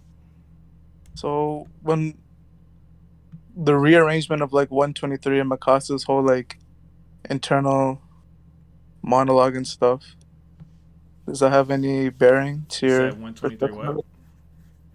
Like the rearrangement of it. Oh, the rearrangement of the in that. Oh yeah, no. I don't think that has anything. That's. I think that they're just trying to tell the story quicker. To be honest, But don't my you think theory that is it would that. be more of a setup for 139 if Mikasa had that whole thing like talking about, oh, if I had done something different, maybe things would play out No, differently and stuff. I still think a lot of that flashback will still be included in the story. That's going to do it at a different time, Yeah. which I'm fine with. So the theory right now is that it's going to be paralleled with Historia's conversation, and it's going to show how like the way how Mikasa had love for Eren is the way that Eren had love for Historia. And since the whole uprising arc was about Historia and Eren's like arcs intertwining, it makes sense for that romance to go through. And then I mean, in that would this be timeline, cool. That would be and this cool, but time, I don't but the think it's thing going to that would happen. wrap it up together would be in this timeline if Mikasa answers differently to Eren's question of what am I to you? I want. You know what I think? I don't What even do you think. think, bro? I don't even think Historia's conversation with Aaron will even be shown. Really? Nope. I think they're just gonna dust that under the rug and just say, "Yep, she just got pregnant with the farmer, so that she wouldn't have Zeke's baby," and call it a day. It'll make it a lot easier. So instead of removing Historia scenes, wouldn't it be easier to like build up the Mikasa scenes to make it less of like a bait and switch at the end? Well, it won't be a bait and switch in the anime. It absolutely will figuratively would. It literally would not be a bait and switch at all in the anime. It will be in the manga, but not in the anime because they haven't done anything except have the Survey Corps question who the baby daddy is, and that's it. There literally has never been a conversation about what's going on between. No, I'm talking about like the Aaron loving or the Mikasa Aaron romance thing. Like that came out of left field fully, right? The whole story Oh yeah, they're the built up Mikasa as Aaron romance is trash, and so. you're saying they If need they to were going to force. use it in 139, then it would make sense to build it up more and not rearrange scenes around the way they are. Oh, okay, okay, I get what you're saying. Well, they can still build it up. They have plenty of time. You know, it's not over yet. But I just think they're gonna go off the strength of the audience just accepting what they tell them. I don't think that they're gonna really dwell too much on it. They might have they might like overdo it a little bit with the flashbacks, which they already kind of are doing, showing Mika, showing Aaron wrap the scarf again and shit like that. Um, I think they're in the family scene and stuff like that. They've definitely been showing Mikasa more than the manga did already. So I wouldn't be surprised if they have a whole like moment where Mikasa has where Mikasa and Aaron have that. I wouldn't be surprised at all. But I don't know. Okay. I don't know. All I know is they're foreshadowing 139, and that alone is enough for me. And in episode 3, one of the memory shards from the Aaron and Historia convo, so it will 100% be shown. Maybe, but I don't think it's. What I'm saying is, I don't think it's going to be shown in the way it was shown in the manga. So you don't think that there's going to be divergences between, in like, the decisions? I don't know. I think what they're going to do is like keep it as simple and basic as possible, like the most simple conversation between the two of them. It's not going to be no hidden stuff. It's not going to go off with the. She's not going to ask him about having a baby at all, at all, at all. That line is not going to be in that story. Oh, hold on. Nah, Hold on. no, Let that's me pretty bring these important, boys bro. down here. Hold on. It's not going to be in there, bro. I promise you. You're not going to see it. They're not going to put that there because they're not going to put that there. What's up, AOE boys? Oh, what's up? What's going on? This is Dank. He's higher level than me still. A high level AOE boy. Yeah. Don't say that. Don't say that. It sounds really weird. All right. You want to tag out, Chris? I'm a be listening. Go ahead. So, did you hear what I said, Dank? Yeah. So your first 2 points of what was it? The baby panel in that episode, and the scenery, right? So I'll go talk about the scenery first. The scenery one, if you look at the manga, you pointed this out earlier, he looks happy, energetic. He's kind of looking forward to that scenery. Right. In the anime, he looks dejected. Right. I agree with you. Right. 131 is that scenery in the manga. Yes. That 131, this Armin's book, all happens at the same time. Right. But because of the different look in the anime, it's possible that that scenery might mean something different. You know, if you notice, Eren during Paths in the anime is a lot angrier. I mean, he looks at Mikasa like he's pissed or something. You know, they spend a lot of time on his facial expressions. That's for a fact. If Mappa gets anything right, it's facial expressions when it's a close up. Them showing Eren depressed, looking at the ground, and talking about that sight might indicate that Eren's scenery in the anime that he's talking about, might not be him flying above the clouds. Okay. Or Armin's book. Then what is it then? Why? We don't know because in the manga, right? He says that he can only see memories up to his death. If he doesn't die in the anime, or he dies much later, whatever the cause is, that means he has memories after. He has more memories, you could say, up to his death. Okay. So my thing is, what did he see? You mean what did he? What? So remember the question of what that site is. What that Right. site is a goal. A goal. A Right. goal. So if his goal is anything other than what it was in the manga, then it must Well, be him it could be a killing his friends. consequence. It could be because it could be a If it was him consequence of this kill, but goal. why would that be his goal? Killing his friends. It's not. No, it's not a goal. I would It's say a it could be a cost. It's a consequence of this goal. If it's a consequence, Aaron, then he wouldn't call it a site. He wouldn't call it a no, site. He wouldn't refer to in it the as a site. He wouldn't refer in to the it as a goal. no. He doesn't refer to it as a goal in the manga nor the anime. He just says that He site, does. that scenery, Yeah, right, that's his goal, to reach it. to reach it. Yeah, so Well, it's a goal. right, but the consequence of a goal. So the point is that in the manga, he looks depressed. I mean, sorry. In the anime. In the manga, right, in the anime, he looks depressed. He's looking down on the ground. It could be the consequence of the goal. The theory is, for AoE, is that Eren sees the memories of the manga, specifically Paradise's destruction. How he does this, honestly, I can make stuff up, but again, if it were to happen, it would be explained in the original ending. Once he sees Paradise's destruction, he knows that he has to go 400%. That if his friends were to live, and if his friends were to kill him, that Paradise would be destroyed. And because of that, his goal is to protect Paradise. He knows that he will reach that goal in the anime timeline by killing 100%, or going 100%. So then If why? this was... So then why is he Oh, behaving the exact same way in the manga as he does in the anime, except for this one scene? Then why is he saying the behaving... exact words word for word and doing the exact same thing word for word? If he knew except for this one scene. Are you referring to paths? No, not just paths. Like every single Overall? scene, everything. He's doing the exact same Well, thing. Is it really the exact same thing? Because Yes. let's look at season 1, the final No. episode of I'm season talking 1. about the season 4. After he got the Oh, memories. season After 4. he got the Season memories. 4. After he kissed the story's hand, he's been doing the exact same thing.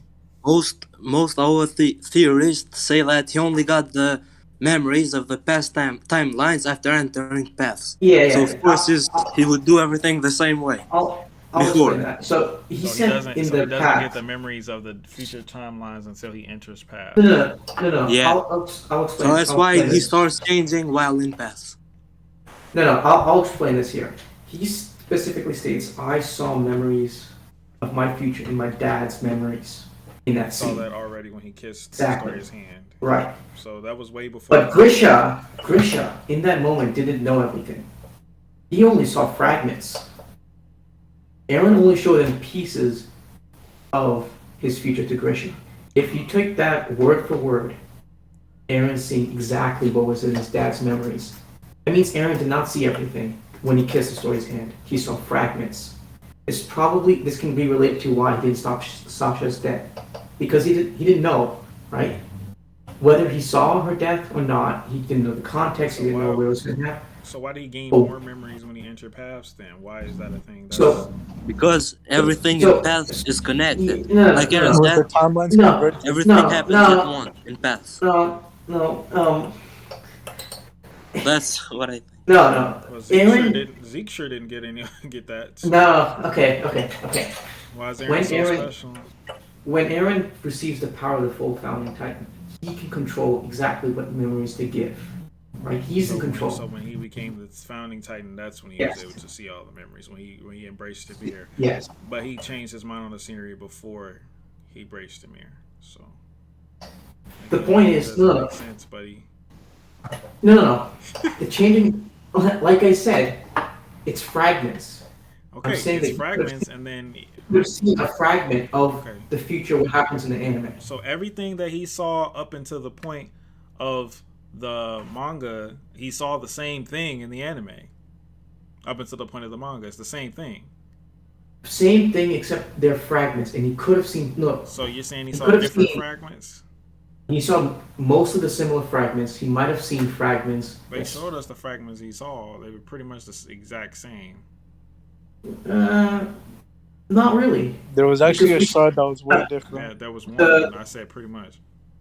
So right, so there are different fragments we say, but they only pick up only like 6 or 7 of them from the Yeah. manga to show. Right. The ones that they do show, you know, the one original, the 2 original ones is the sauna. Reiner is in the sauna, and Don't you think that if they were going for an anime only ending, they would have like shown something to hint at that moment?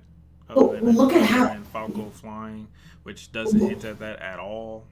look at how Isayama writes the plot twists. If you notice, Reiner's Terribly. okay, but if you let's go back to when Attack on Titan was amazing, season 2, episode 6. Okay. Reiner's plot twist. Uh-huh. It was so sudden, right? Out of the blue. Hmm. But if you rewatch season 1, you notice that there are very subtle hints at Reiner being like when Eren transformed in front of all the soldiers, Yeah. the camera zoomed in on Reiner. Yeah, no, Reiner- and they wanted to defend Eren and all that Exactly, stuff. Yeah, no, that was exactly. that's definitely correct. Right, very subtle. You wouldn't have guessed Reiner's a warrior or what's it called, the armored titan in season 1. But rewatching it, Right, right, right, see all these hints. right. Where's the That's hints the for thing. this? Where's the hints for this? Because I Small, don't see them. it's small hints throughout. So there's the hints in season 1, not much in season 2. No. We're not talking about Season- season 1 and season 2. I know, That's season important. 4. Talking about Season 4, we have Falco's line, first episode, which was and then what? anyway, the line. Why am I here? Wasn't I flying around with swords killing titans? Yes, that line does Yeah. have. What does that change? Well, It just that's that a memory. line. That's a memory. So That's Eren's so memory. here's the thing. No. Here's the thing.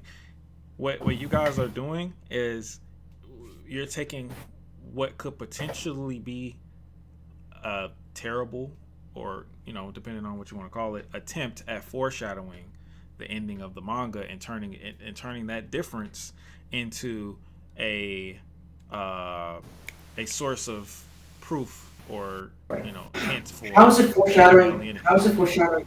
I'll tell How you. is it foreshadowing the manga? I'll tell you, because people were very critical on the fact that Falco just became a flying titan all of a sudden. Like, a lot of people were like, this is just kind of like out of the ass, Yeah. very convenient. Right. So I understand foreshadowing that helps with that. But how is he? Wait, but how does that line foreshadow him becoming a titan? That Or it doesn't flying foreshadow titan. him becoming a titan or flying. Like it foreshadows him flying, which is all it. No, ODM gear. He said swords. Yeah, he said said with swords. ODM because he said gear.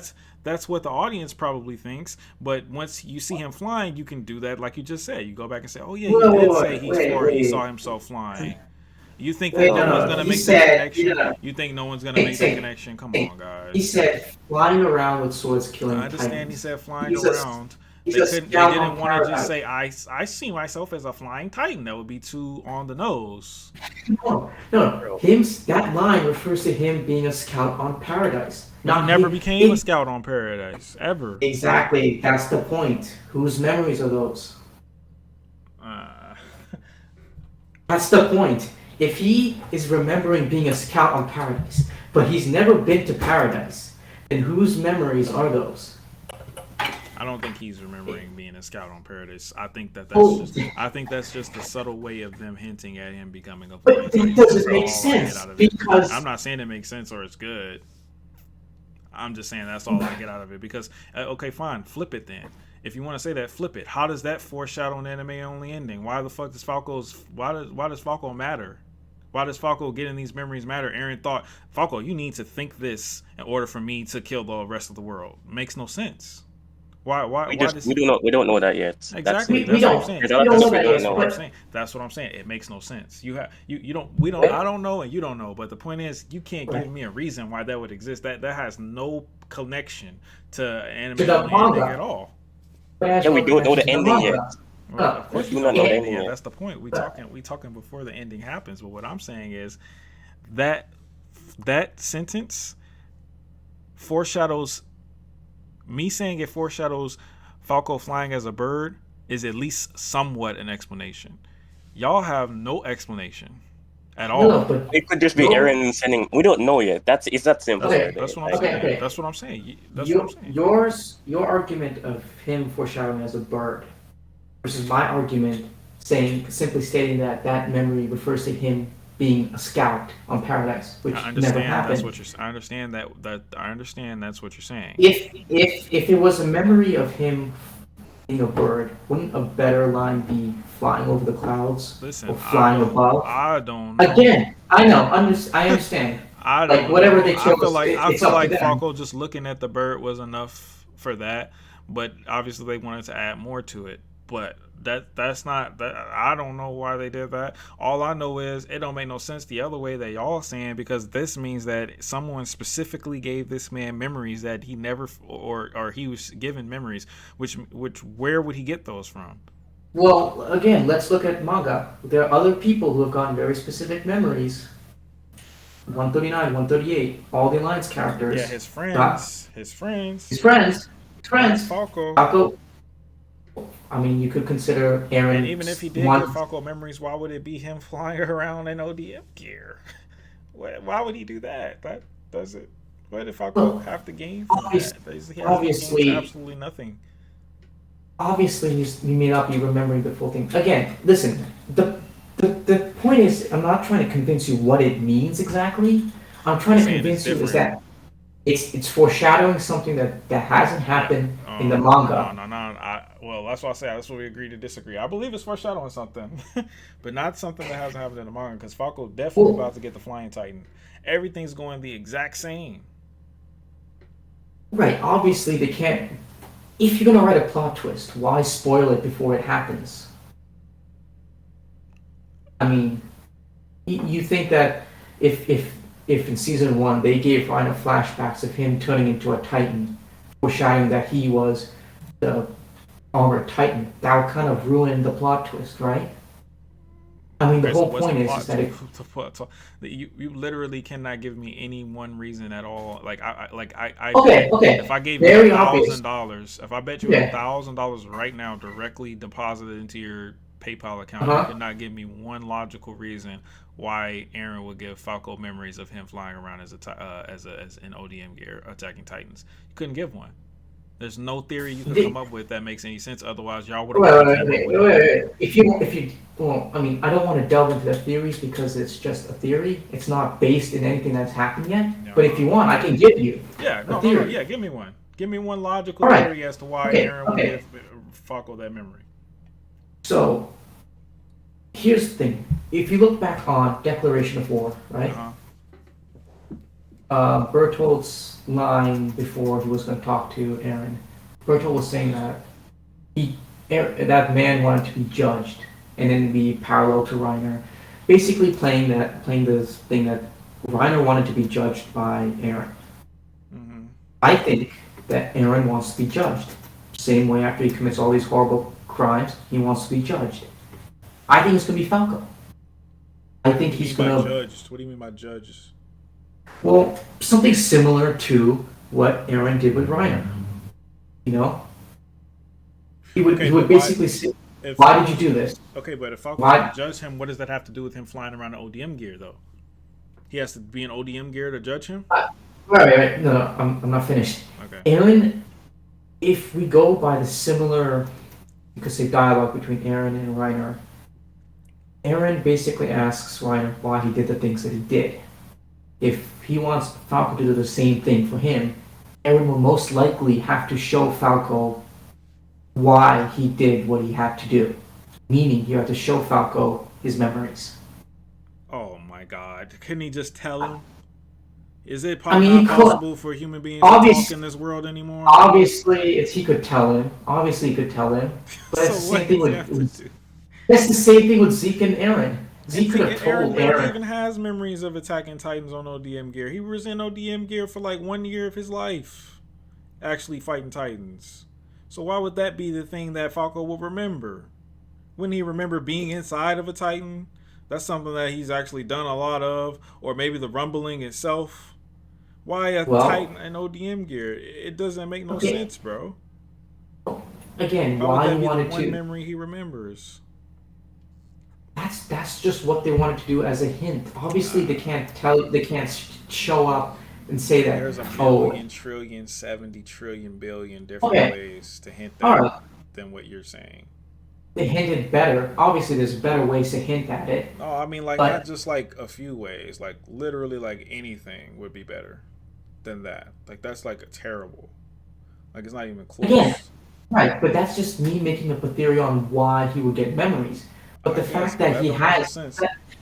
right, but it doesn't make sense why he would have memories in the first place if they were following the manga ending. And did you know Why? that No, Isayama I asked what just the dad told you did? why it makes sense. I just told you why it makes sense. You just don't want to accept that answer, but my answer makes sense. No. How It would he makes have perfect memories? sense. How would he have memories before he gets a Titan? How do you have memories before he gets a Titan? Yeah, Well, yeah. I don't think it's memories. I think it's just a dream. Not everything is Okay. memories. All right, all right. Do you think that Aaron's dream in the first episode was just a dream of the memories? In the first episode, it was memories. It's First already episode. been confirmed that it was the memories. Right, right. So, is it possible that what Falco was seeing were memories, Possible. or was just a dream? Possible, yes. Does it But have how- to be? No. But then, how would you're arguing that it's a dream? It could That be. what Falco saw could be a dream. That's my opinion. How's that- yes. Right. But Look. how would that make sense? Falco getting memories doesn't make any sense to me either. But like he got them in the same way that Eren and Grisha Right. did. Like right before he Well- said, "Weren't we just flying?" He said, "I just I'm had not- a big dream," and etc. I'm not trying to argue what that might mean or how it fits together. I'm trying to argue that the fact that he got memories before he was a Titan, and he got memories of us being a scout in paradise, I think it's a poorly written, Doesn't make- half-assed way to foreshadow. but what he could have foreshadowed it any other Of way. He could have course. said I was flying over the Absolutely. clouds. Absolutely. Okay, all right. I'll just say this: the director was But asked you're about saying it's this. something that's like actually good, and I'm saying it's ass. So obviously, if I think it's ass, that makes sense why it was Alright, ass right. foreshadowing. But you think it's actually like good foreshadowing. which I'm saying that I'm not saying if it's ass. Well, It's okay. consistent with the way he's written the other seasons. Mm, The type of foreshadowing, at least. That was We what don't I was really know trying what to it get across is. earlier when I was talking about Isayama's writing style, right? I mean, we could agree to disagree on the Falco thing because, I mean, at the end of the day, it's just opinions, I guess. All right. But what All I'm right. more saying is the 139 panel because that's it. Like y'all can't defend that. Y'all Okay. can't defend that without headcanons, like major, big, huge, large, out. Like obviously all Right. of this headcanon, but like Right. out of this That world makes sense. headcanon. I'll just say this: in 139, when they showed that panel, the panel directly left to it is a zoomed-in version of the baby's eye, Mhm. and it has the weird, effect on the eye. Right? It's glowing. If you go back to 131, you look at Armin. That same effect happened to Armin's eye after his memories were erased. Let me see. So you're saying baby Aaron's memories were erased. I'm not saying I don't know what it means. Obviously, it's two panels. You really can't extrapolate It was much. more so the sun. The sun, Yeah, I think it was the sun. how Like the sun windows is- behind the windows behind him. Well, It's how. no, I'm how would talking it be Armin. the I'm sun? talking about Armin. I don't. You really. Let me see that panel. Okay. Let's scroll. Do you think what Armin saw in his eyes was the sun? I think that's why his eyes were glowing, like you said. I mean, I don't even see his eyes really glowing like that, to be honest. It doesn't really look like that glow to me. I'm looking at the chapter right now. I don't even see a glow. Oh, it's in 139. It's in 139, not 131. Sorry. Oh, sorry. It's sorry. I was 139 going is when Armin 139. eyes glow. Yeah, It didn't yeah. really glow. It wasn't really Aaron. glowing. We're not That's talking not about the Aaron. best We're explanation. talking about Armin. He said Armin's eyes glue. Yeah, yeah. That ain't in In 139. 139, it was. Huh? In 139, it's has the effect, not 131. Armin's? Armin, yeah. When? What panel? When in 139, when the conversation ended between Aaron and Armin, it was Yes, there, yes. Sorry about and that. it zoomed in on his eye. Let me see. It's after Oh, he okay. I see what you're saying. is Aaron Nah, returned. yeah, nah. I think You that's think that's the I think that's sun? I think that's the sun. I think that's a very big reach. So why was it I mean, normal see. before? Let me see. I'm gonna look at it right now. I'm looking at Armin's eye right now. Okay, I'm taking a good look at it, and now I'm gonna look at baby Aaron's eye because it's right here. Yeah, no, that is not the same. you don't see the same glowing effect. No, how's it the same? I mean, it. The eyes are The baby Aaron pupil. eye does his pupil is white, and Armin's isn't. It's black. No, but there's the There's a light that's around the sun. iris. That's the sun. You think that's the sun? Yes. I mean, can't argue with that. You think that's the sun? I don't see why Isayama would draw that. I don't see why he draw a lot of the shit in this chapter, but Yeah, true. that I mean, baby opening his eyes, I think it was just like, oh man, look, it's a baby, it's Aaron opening his eyes for the first time. Again, why was this foreshadowed in the manga where it wasn't foreshadowed in the manga before, and it was in exactly the same question being asked to Aaron when it was revealed in the manga? It's literally the exact same question, just asked by a different character. If you were in charge, if somebody told you, hey, foreshadow this better in this anime, that would be the perfect time to do it. There was no other time that would be better to foreshadow it than that. So why did they go out of their way to foreshadow this panel that is clearly, if this panel happens in the anime, it has to happen in the anime because they foreshadowed it. So if it happens in the anime, AoE's dead. This is Aaron's reasoning for why he did what he did. You're saying that because they showed one panel, This right, from 139. Yes, if Grisha holds if Aaron is asked by Armin, why are you free? Why did you do what you did? And he says, I don't know why. I wanted to do that, but I had to. And Grisha says, Aaron, you are free, and it shows the baby. That is all it takes for the ending to be dog shit already. So just that alone makes the ending dog shit. But they would never put that in the story if it wasn't in the context of this conversation. Because who else is Aaron telling this to? Himself?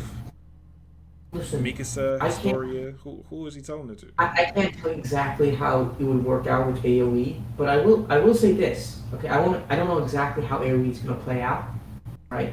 I can't see into the future. Right. But I will say this. Some differences in the ending with the first episode, right? We're talking about the first episode dream being changed, and then in 138 Isayama bringing it back. The first episode being changed, I think they just didn't think it was that fucking deep, bro. I'm just gonna tell you right straight up. I don't think Wit thought it was that fucking deep. Well, then why would they change it? Because they thought it was better the way they did it. They thought it was directed better. They thought it was more interesting. That's all. You know when Wit made the first season of Attack on Titan, they didn't even know they'd continue it. Do y'all know that? The only reason that Wit made Attack on Titan was because they wanted to show off how good they were at animating. And they thought that the ODM gear would be a great way to do that. That was the number one reason why they picked up Attack on Titan. They didn't even think they'd go for a second season. So I understand. If they did that, then maybe they just thought that the way they opened the story was more entertaining and more interesting than the way Isayama opened it, which I think it was. So maybe that's it. Okay, right. Accepting that argument, if you fast forward to Isayama writing 138, right? Mm-hmm. Why would he bring that back up?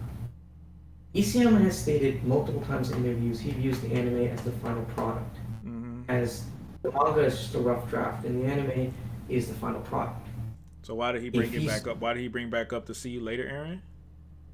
Why did he bring it back up knowing full well it doesn't exist? Because he knew it wasn't in the anime? Exactly. He could have done it any other way. You guys realize Mikasa could tell Eren, "See you later, Eren," and it doesn't have to have been said before. Y'all do realize that, right? She could literally No, just I say, "See you understand later, that. Eren." Right, I understand that. It doesn't have But to be a reference.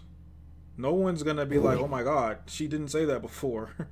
It's fine. I'm just saying that why did he have to make that reference in the manga? Because he wrote the manga, he didn't make the anime, and the anime can still adapt that change, and nothing will ruin the story. Even me, as a hater of the ending, will not think any less of the ending if she says that without it being foreshadowed in the first episode. It was a cute little, nice little callback, but nothing more than that.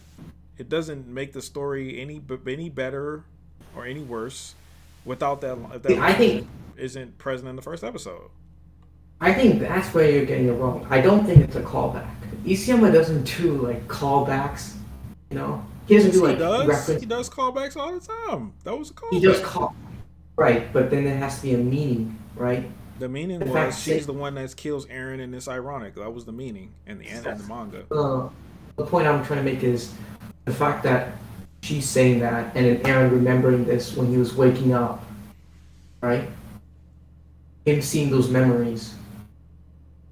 Doesn't that relate to something? Sorry, what? Aaron wakes up seeing the see you later memory in 138, What? right? In 138. Wait, what? No, You in saying chapter he one, wakes up? he's You talking about when he wakes up under the tree in the anime? Is that what you're talking about? Oh, in the manga chapter 1, wakes up, sees the see you later. Fast forward to 138, that exact scene plays out. The see you later. yeah. All that just points to the fact that Kid Aaron, underneath the tree, had those memories. No, he got him from Ymir. Ymir, Yes. right? Right. So why would he have those memories? What do you mean? Right. Why would he have those memories? Ymir sent them to him. Well, right, but obviously, you know, the memories are sent for a specific purpose. Yes, so she That's- could come save her, so she could do her test. Right. So how would that work out in the anime? You're saying that they would just completely ignore that or abandon that. Literally do not have. All she has to say is "see you later," and that's it. It literally does not have to be anything more than that. It does. But he passed your test when he woke up with the see you later memories, right? If he wakes up with different memories, it'll cause like a discontinuity in the timeline. Passed her test. Yeah. Whose test? Quote unquote passed your test. Ymir's test. Oh, Like Ymir's test. of Mikasa coming in, killing everything, right? If Eren Her wakes up with test different passing? memories, it'll cause a different outcome. Because she don't say "see you later." Because she didn't say "see you Because later." he woke the up first with time. different memories. He woke up with the memory she sent him. No. Chris is referring to that if those memories weren't in the anime, that means that Aaron would not have had those 4 years and whatever you want to call it, paths with Mikasa in 138. That would not have happened. Wait, what? No, That's what Chris is. I'm saying Y'all confusing me now. okay. So I'm saying everything played out the way it played out top to bottom, and Ymir was freed from her curse by seeing Mikasa kill Eren, right? Apparently, yeah. Apparently, right? Mhm. So why would Ymir send memories back to Eren that are different from the timeline of when They're he freed her? different. If They that's her aren't different. ultimate, They aren't different. they are. They aren't different. They He just woke didn't up without the include. see you They later. just didn't include the "see you later." That's all. The anime didn't include it. That's it. That doesn't mean they're different. There's a lot of memories that weren't included in the manga even. That doesn't mean they're different. You think the only thing she sent to him was "see you later"? She sent him a whole bunch of shit, and the manga didn't show it. The anime showed more than the manga did. So the manga didn't show the destruction, but the Yeah. anime didn't show see you later. Right. Exactly. What? So they had I the don't know time about to that make a one, whole bro. last dream sequence, but they couldn't include one scene. Because they didn't think it was that deep, guys. I'm telling you, they did not think it was that deep. Wit just was like, man, this would be a lot cooler if instead of her saying "see you later," he woke up and we made this cool ass scene. Like that's all they were thinking about. They wasn't thinking about. They was And not say thinking it's about. not important if a scene showed up like 10 years later. Huh? Like, see you later, we saw that in, 2009? Then again in 2021. Yes, Isayama called it back in the manga. Yes. Okay, like why wouldn't they include that in the anime? Because they didn't realize. I just told you they didn't realize how deep it was. But they showed a dream sequence. They made it up. Yes, Isayama didn't do it in the manga. They knew that the dream sequence was important, and even the dream sequence was like something that was like a foreshadowing type thing. It was like to get you hyped for the episode, but Yeah. And why not hype you for something that's gonna happen like 10 years Right. later? All right. oh, the So for Titans the, coming up and stuff like that, the Titans appearing and things like that. That's what it's hyping you up for. all right. So you're saying that because Wit was not really looking for a second season, not just continuing, that they just put random things that just foreshadow the first season, right? Yes. In the dream. But Right. because it was more then- entertaining. It would be more entertaining Why- for what they were why- making at the time. Yes, absolutely. Why did they have scenes from season 2 then? The season dream 2 is different sequence? from season 1. In season 2, they had committed to Attack on Titan at that point. They No, didn't no, no. commit. In the dream sequence, What dream right? sequence? The first episode, right? Okay. In the anime, Uh-huh. it had scenes from season 2. Yeah, well, it has scenes from the manga. No, Scene- it's No. not scenes from the manga. This wasn't a Okay, scene from the what manga. scene in the dream? What scene in the dream that didn't happen in the manga but happened in season 2? The blood on the flowers. Exactly. Not just that. Happened when Hannes has died, but that scene is not shown in the manga. The blood on the flowers is not showed in the manga, but it's showed in the anime. Nope. It's showed in season Anime. 2 of the anime. When Hannes is dead. As soon as But Hannes- blood on the flowers is very like open though. Like they could Very they could've- open. They Right. could True. have did anything to just match that Exactly. up retroactively. The episode, right, Retroactively. retroactively. But then why even bother? Because they wanted to make If- some shit look cool, man. That's the point. That's a lot They're of re- the they have things to- that we they're- did was to make some shit look Right. cool. But they're connecting it back to the dream. Like, how many people do you think watching season 2 would see that scene and like, holy shit, that's the exact same frame from the dream in the first episode that was a spastic fuck that was all over the place. Not many That's people, exact same- but not many people. Whit really cared. Whit really cared about their product, and in season 2 especially. Right. And in season 2 especially, they really cared. Yeah, I know, I understand that. And I because, really believe that they would retroactively match that. right, I don't think it's just Wit. I really believe that So Isayama had a Isayama large told them to part. draw the flowers then. Isayama did draw the ending. He told them to Season draw the 2. flowers. No, they He did it could've- on their he- own. They did their on their he own. could've- Whit drew those I know. flowers on their own. Right, but he could have said, "Hey, I want you to add this scene right here." Why the We've- hell would we've- he say that, man? Who Why the hell would knows? he say He's done that they many should add times. These flowers, But- guys. No, he has said that before. But the Falco's fact, line He has said No, that no, before. He has added by said that Isayama. before. Yeah, with the Uprising arc, but that's different. That's like No, not just restructured. that. No. Like what else? Falco's line was asked by Isayama. That was said by Hayashi in an interview. Which one? So, Falco's line. I don't know which one, but it's on YouTube. I can't remember right now. I don't know, but Hayashi himself said it was asked by Isayama to add the line in season 4, episode 1. Oh You yeah, can about look it the up. bird stuff. I believe that because Isayama's a fucking crybaby, and he saw all the people talking shit about the fact that Falco randomly became a Titan. So he was like, "Please, can you foreshadow this shit so that these dudes stop roasting me?" And then that's Nah, what but the happened. point is When that that episode he came does out, ask Falco- random stuff. You said what? When Yeah, that point not that's going- random stuff. The flowers was random. The flowers add nothing to the story. It's just like it just looks nice. It adds nothing to the But it- story. No, seeing no, those no, flowers no, grow. Foreshadows It- stuff. Like, No, it's wait. exact same scene. It can't just be random like that. It can wasn't be. random. You can retroactively foreshadow. So you're saying the exact same scene, literally side by side, is like you're just random. Like All you episode have to 1, do, no. it's the Listen, exact listen, same listen. as Hannes is dead. No, How is that so random? So they draw blood falling on some flowers, right? They say we don't know what the fuck this is gonna connect to, but it look cool. Later on, they have a scene where it fits. Blood splashed on the flowers, and then they put it there. That's it. It's not that I mean, hard. possibly, but we don't know. But like, We don't which know, one is more but likely? I'll It go could- with that it could be theory. either way. I'll go with that Open-ended, theory but- because that Yeah, makes you a lot can of do that. sense. Because Wit seems to do that a lot with Attack on Titan. They add things that they think look cool, and they do make changes to the story that in my opinion, are for the better. Other people are not, but they make changes to the story too. But for the most part, they're changes like, for example, the flag and shit. Like the flag with Reiner and Berto's scene when Reiner admitted that flag was not in the manga at all, but that they added that because they wanted to make some shit look cool. They wanted to add to the flair. Like the flag adds nothing to the story, but it adds to the moment, just like the flowers did. That's all. I I don't think understand that's that, anything. but the fact that when you add a scene that just is for looks, like that flag, that's one thing.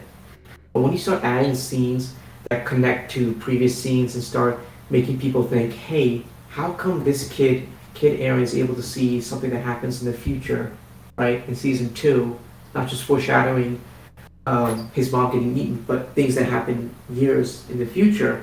That's the That only kind of one. That's the addition. only That's the only example you have, and that can easily be answered by retroactive foreshadowing. Do you have another one?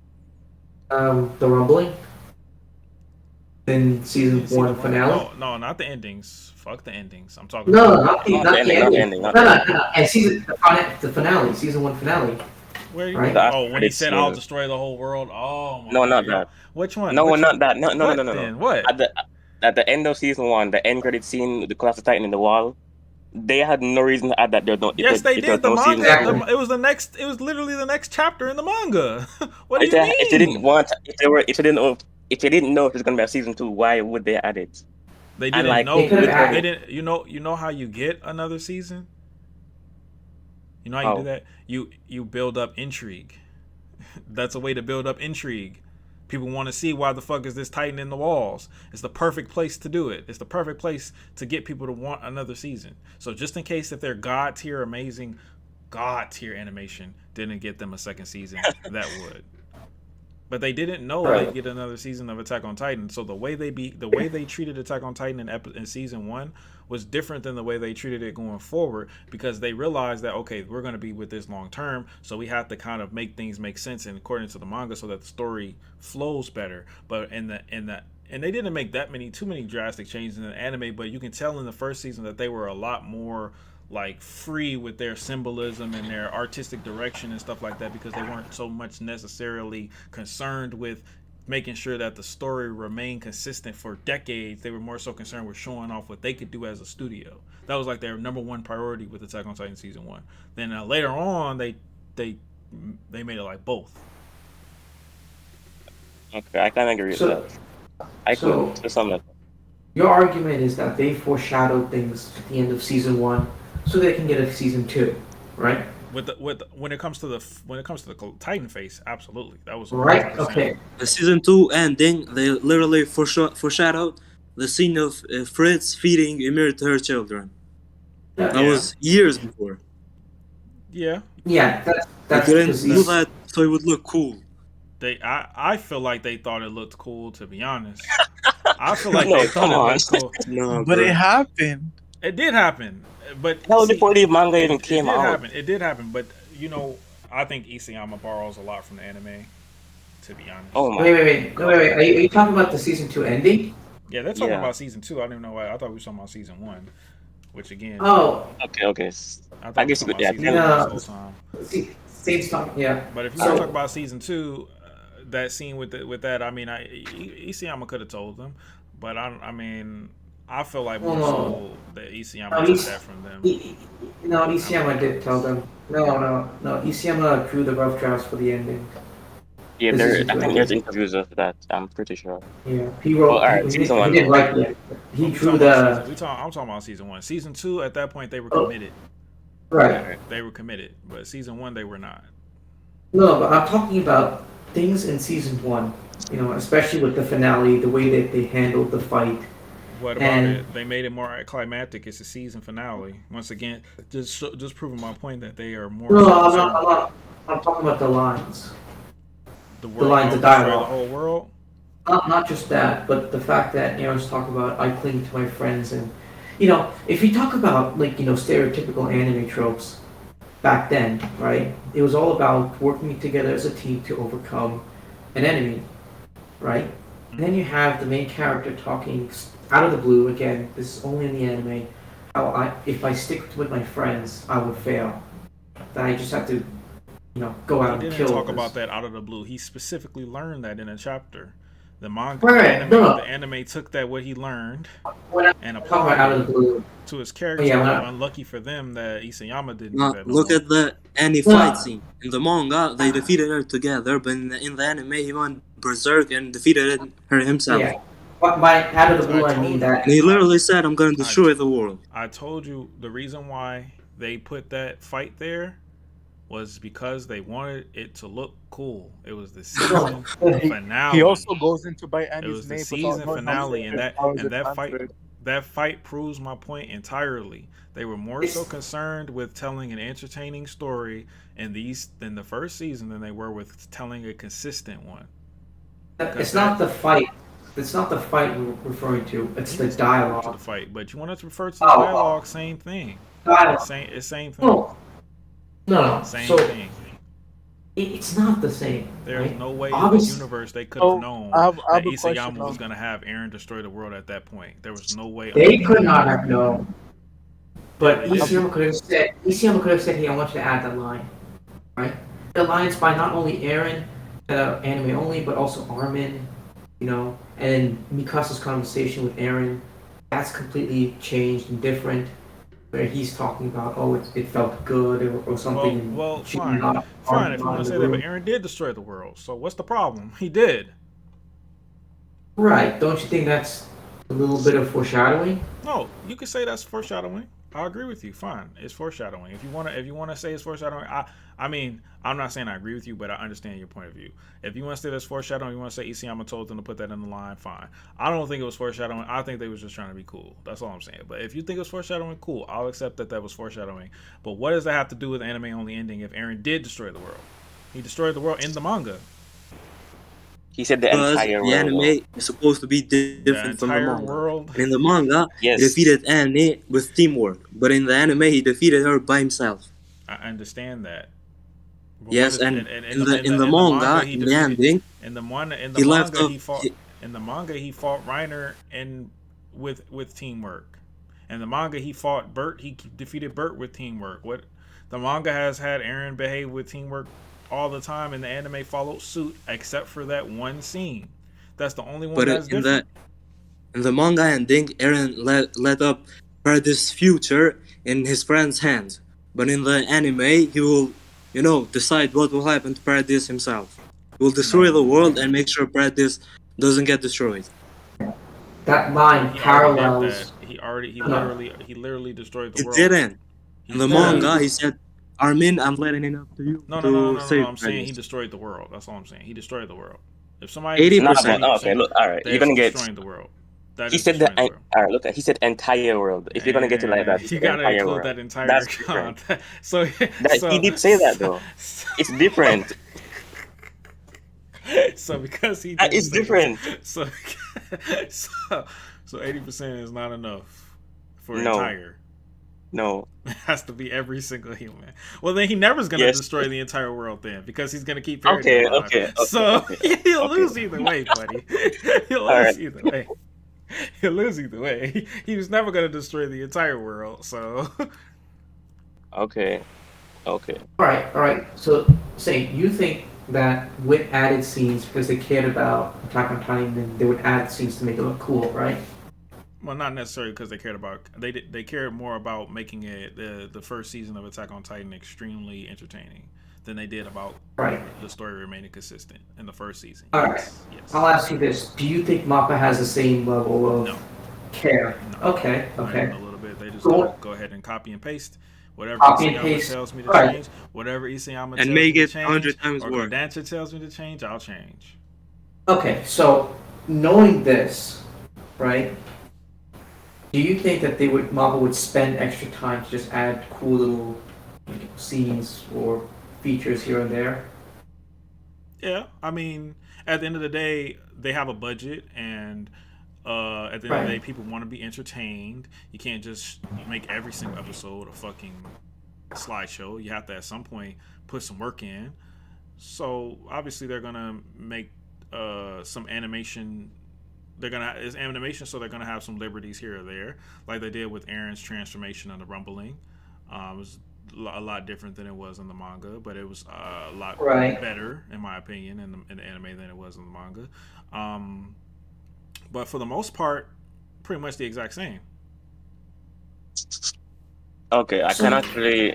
You could say it's time. I don't want to say that, but you could say it's time that they didn't add a lot more intricate scenes. But I don't. Isn't that a good? Isn't that a good reason? They said they They don't just have haven't enough had time to time do it. to add like what Wit did. Is that what you're saying? No, well, no, they don't have an. It's not that they don't have enough time. I mean, they added some things. They added things. They've They added couldn't things. add stuff like what Wit did. That's what you're Well, saying. no, they had time to. It's just storyboarding. They had time to change the storyboard around. Oh, it's storyboard, not the animation. The animation is based on the storyboard. Once you I change mean the the quality, storyboard, the quality. but the quality of animation is that's based on time. But I mean, So we're are you not talking saying the about the quality of storyboard? animation. Oh, okay. I misunderstood. No, Well, I don't but I'm know. saying, I don't know what you got. What point are you trying to get? I think what you were trying to imply All right. was, if Mappa made changes, if Wit made changes, then Mappa made changes too, They did. and they did. But those changes, in my opinion, more so are to prevent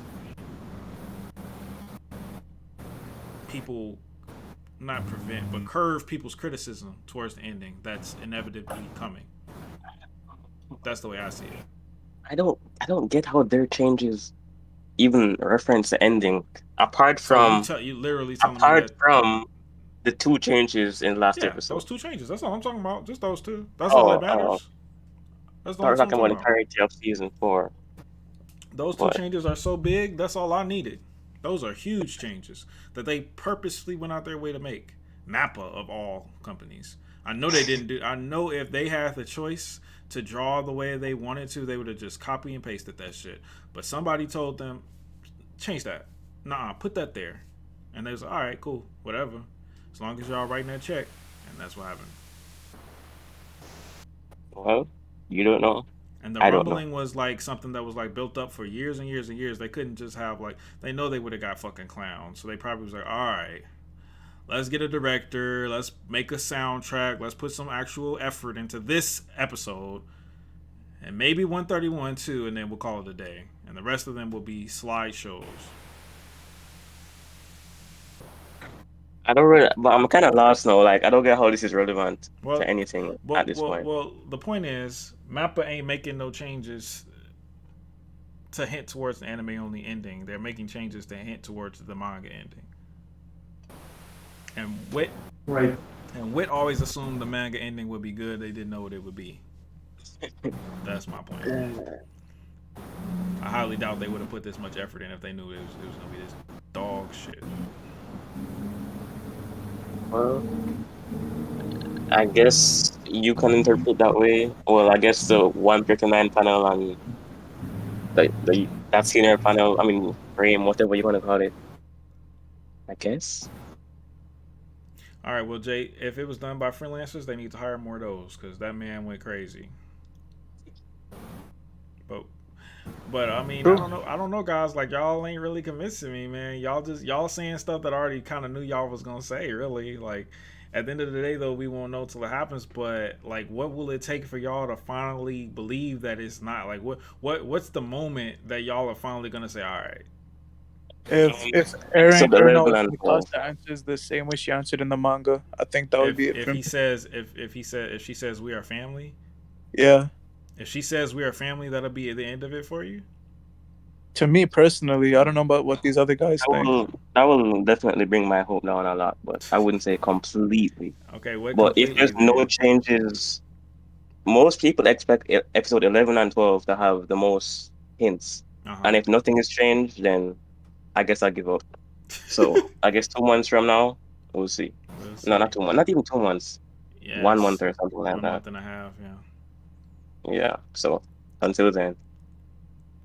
Well, all right. Well, I mean, it's good to see. I mean, you know, nobody wants an anime only ending more than me, guys. Like, I really want one. Like, even if it was just like a slight change. Like, even if Aaron just says, you know what? I just wanted to destroy the whole world because I wanted to protect y'all and y'all stopped me. I would be like, God damn, that's so much better. But I just don't see it, man. The freedom panel, ain't no way you could write that. Ain't no way you could write that in a good way. It's no way you could do it.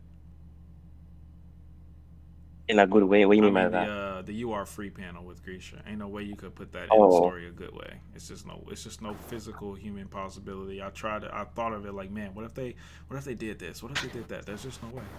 But I okay. want Look to at know this. what y'all think about this. Do y'all think? Because I was thinking about this the other day. The way they're telling the story and the stuff like that, and how they just moved everything around. Do y'all think it's possible for Attack on Titan to end in the next by the end of the 12 episodes of this season? Do y'all think? And the chat too. Do y'all think it's possible for it No to end? way. It's Wait, But that, confirmed that It's possible. episode wait. 12 will be like, it chapter wasn't 131. confirmed. They Well, sure it was confirmed it would end there, but it didn't it was confirm there was conf- a move or anything. But yeah, no, it I was don't think it's confirmed gonna that it end would there. adapt 131 in Yeah. that chapter and in the episode, but that was confirmed by a leaker. Like, who knows? Nah, the leakers are reliable. Like they're really reliable.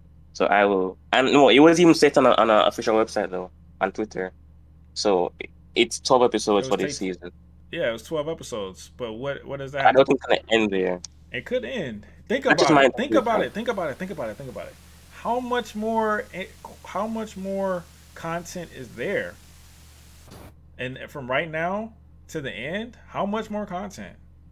It would Yeah, definitely that's be like if rushed you for find that sure. movie, not as part three, a movie. A How movie could a could have movie? eight What would chapters. a movie the the unless you mean like an hour long TV movie, something like No, it that. wouldn't be an hour long. 8 chapters. That could be like around an hour and a half. You could stretch it to 2 hours if it's just one-to-one But what manga. kind of a movie would that be? That would be so fucking boring. Like the Yeah, first I half of the I movie would can't be I the can't fucking see it. Yeah, alliance. a lot of leakers said that chapter 132 to 139 don't really fit the movie. So Yeah, I agree with that's that. kind of I hopeful, I can't guess. see it. They said it don't fit the movie, so what? Said it don't fit the movie, so there might be some changes and shit. Bro, what could they possibly change to make that into a movie? Like that would be the most boring movie ever, bro. Like that would be so Well, boring. AOD. let's hope Like for the the AOD. best. be the most boring, and it'd be the most anticlimactic, most boring shit ever. And then at the end of it, it's Like just a whole imagine fucking chapter 138. a 30-minute conversation of Aaron explaining himself at the end of the movie. Like, what the hell is this, bro? Imagine in chapter 138, Gene and the others get turned into Titans. Then 10 minutes later, 10 they turn minutes back. later, they not Titans no more, bro. Nah, man. I don't know. I don't know. I think it's possible. Think about it. Okay, to hear me out. Hear me out. Okay, next episode we have the alliance being formed. Next episode, the alliance is formed. Next episode? Yeah, next episode. At the end of Isn't the that next when anime episode, comes out? the last scene of the next episode. This is my theory. The last scene of the next episode, the alliance is formed. No, isn't the Alliance from 126? Yeah. That's episode 8. That's what Leaker said. The leaker said what? Episode 8 is 126. And next episode is just Annie coming out to the crystal. 124. Ain't no way they could. Hold on. Ain't no way they could have a whole episode of just 124, bro. Hold on. That's exactly what I was thinking. No, I don't know how no, they're My there's gonna fucking scene do is it. in 120, episode 8, Did I the think. leakers Or 9, I'm say not that sure. this episode would skip? Did the leakers say that this Well, episode would skip fucking the flashback? Did they say that and go? yeah, they Yeah, did. Yeah, They did. 123 the is whole there. yeah. flashback. They did. That's another like big And AOD most of hint them for are me. saying it'll probably be moved The, back to episode the, 11. the Push leaker back. we're Yeah. talking to, the leaker that we heard this from, described the panel of the rumbling like perfectly, exactly scene to scene, one Now, to one. there's no debate. Paul, our leaker is like, he's And 100% he even reliable. said that the flashbacks right before Aaron and Mikasa and Armin look at the Aaron's founding titan, those were cut. He Yeah, also talked with about. He said that they're not on the side; they're centered in the middle, and Aaron's founding titan is a lot wider. Like he said, all of those things. it was true. So yeah, he's reliable. So if you realize they cut out Mikasa thinking about what if she chose a different answer, you could say that she just said that because the flashback wasn't there. But I think that shows that the 138 dream won't happen in the anime. That's my interpretation. That dream is not connected to Nah, no, but this is the different answer is a cause The of the different dream. answer is the cause of the dream. Yeah, but she don't have So to if it's show. not, They never have to show that dream, and the story would stay the same, the exact same. you're right. I can't agree with that. Can't agree with that. Which is why it's so fucking trash. But I don't know, guys. I mean, we have to see, man. I don't know. I don't know, man. But I don't know, man. I think it's possible. Like if they cut out the Connie plot, Nah, that's if that's they that's cut out the staying in Connie the plot, they best. cut out the plane plot. Cut out the Connie plot. Cut out the plane plot. It could I don't happen. think it's gonna work. But It's enough I time. will say, It's I enough will say time for sure. this. I will say this. Especially if the What I'm- last episode is like an hour long, it could happen. Well, no. This is what I'm. This is what The possibility is that 123 being cut out now is going to be moved to episode 11 or 12, most likely with the Historia's conversation. Yeah, I don't know. Like- I mean, I don't think Historia's conversation is gonna be. If anything, if they're purposefully doing that, then I think what they're gonna do is show how different they're gonna be. Like, look how much Aaron and Mikasa love each other versus this conversation between Historia and Aaron, which is so Yeah, platonic. that's why I keep saying in episode 11 will be decisive. Like Exactly. it'll either confirm Erhiso and then Aaron and I feel Historia, like or I feel Aaron like and y'all. Mikasa. I feel like even if that episode came out and Historia literally and Aaron literally told Historia, I don't like you like that, but you should have a baby with the farmer so that you be safe. If he literally said those exact words, y'all still would be like, whoa, wait a minute. Look at his face. Nah. It's I still a wouldn't. possibility. No, it's confirmed that it's happening, but they're definitely gonna change it. A lot of stuff. But AOE is determined by which woman Aaron picks, which is kind of lame. But Which is another like parallel to Muv-Love, right? Oh, I not the don't- Mud I whole Love ending I of haven't again. played. I'm so No. tired of okay. hearing I Mud haven't- Love, I haven't played boy. Mud Love. Mud Love. We I didn't, haven't- That we shit didn't one more touch on time. Muv-Love at all, actually. You said what? I've I never was played like, it. we didn't touch on Muv-Love at all, I'm so actually. happy That Yeah, was y'all my didn't. main I'm shit. so happy y'all didn't bring that shit up. I was just waiting. I was Why? like, when are they gonna Oh. say the words Mud Love so I can have a headache? I haven't Why, played you it, so I'm don't not like gonna say Muv-Love Because anything. Mud theory? Love. No, I don't have a problem with the story of Mud Love. I mean, I don't know nothing. I only know about it based on the comparison of Attack on Titan. I never like absorbed The it thing- like on its own. And I think that is so dumb to think that Mikasa has the power to reset time. Like that shit alone. Yeah, that's There- I don't like there's that a series. lot Even if of that was the parallels. truth, trash. Yeah, in the OVA, it's pretty much confirmed, but I don't like it in the main story at all. Like that came out of nowhere. It's Can not we the talk foreshadowing. about Muv-Love for a sec? No, please, God. no. What? We're We not don't talking really need about to. that. Like he's Let's talk about that now. Please, I don't no. have Just to. no more love, please. These guys I'm don't so want to tired of talk hearing about the this bitch main having magical thing. powers that can reset time every time she feels. I'm so tired of it. Please, though. Please, Come don't. Yeah, on, there bro. are similarities, but like the Don't time do it. reset is my biggest issue with it. Yo, This Saint. bitch says, I just want time to reset, so let's start all the way from the beginning. Yo, so there's a bunch of people in like the AOE Discord She chat ain't that want to want reset time to save her parents, but for Aaron, she'll do it, huh? Okay, buddy. So She definitely cares more for him. Oh, That's yeah, that makes disgusting. perfect sense. Aaron did kill his own mother to save his friends, though. So But we it's talking in about Mikasa. Isayama's style. We talking about Mikasa. Yeah, it's in Isayama's style to do that. Well, we know. Gosh, so trash. What was you about to say, don't bro? know. I hate that even in the manga ending, any AOA, if it doesn't happen, like there will be some sort of power of love, which honestly sucks. Oh yeah, it's about to be the power of love, bro.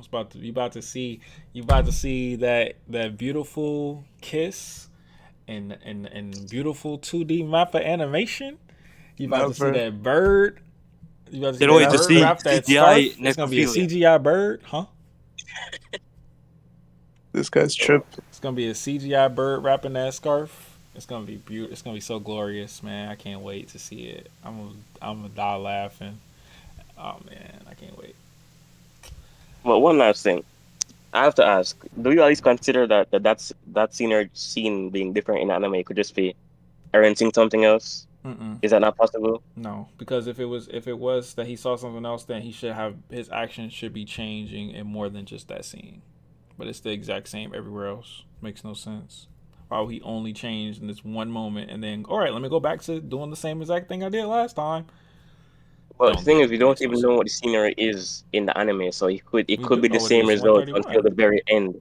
It's No, I 131. said in the anime, in the anime, in Oh, the anime. yeah, we don't know what it is yet in the It could be anime, no, something but else. I'm sure it's going to be 131.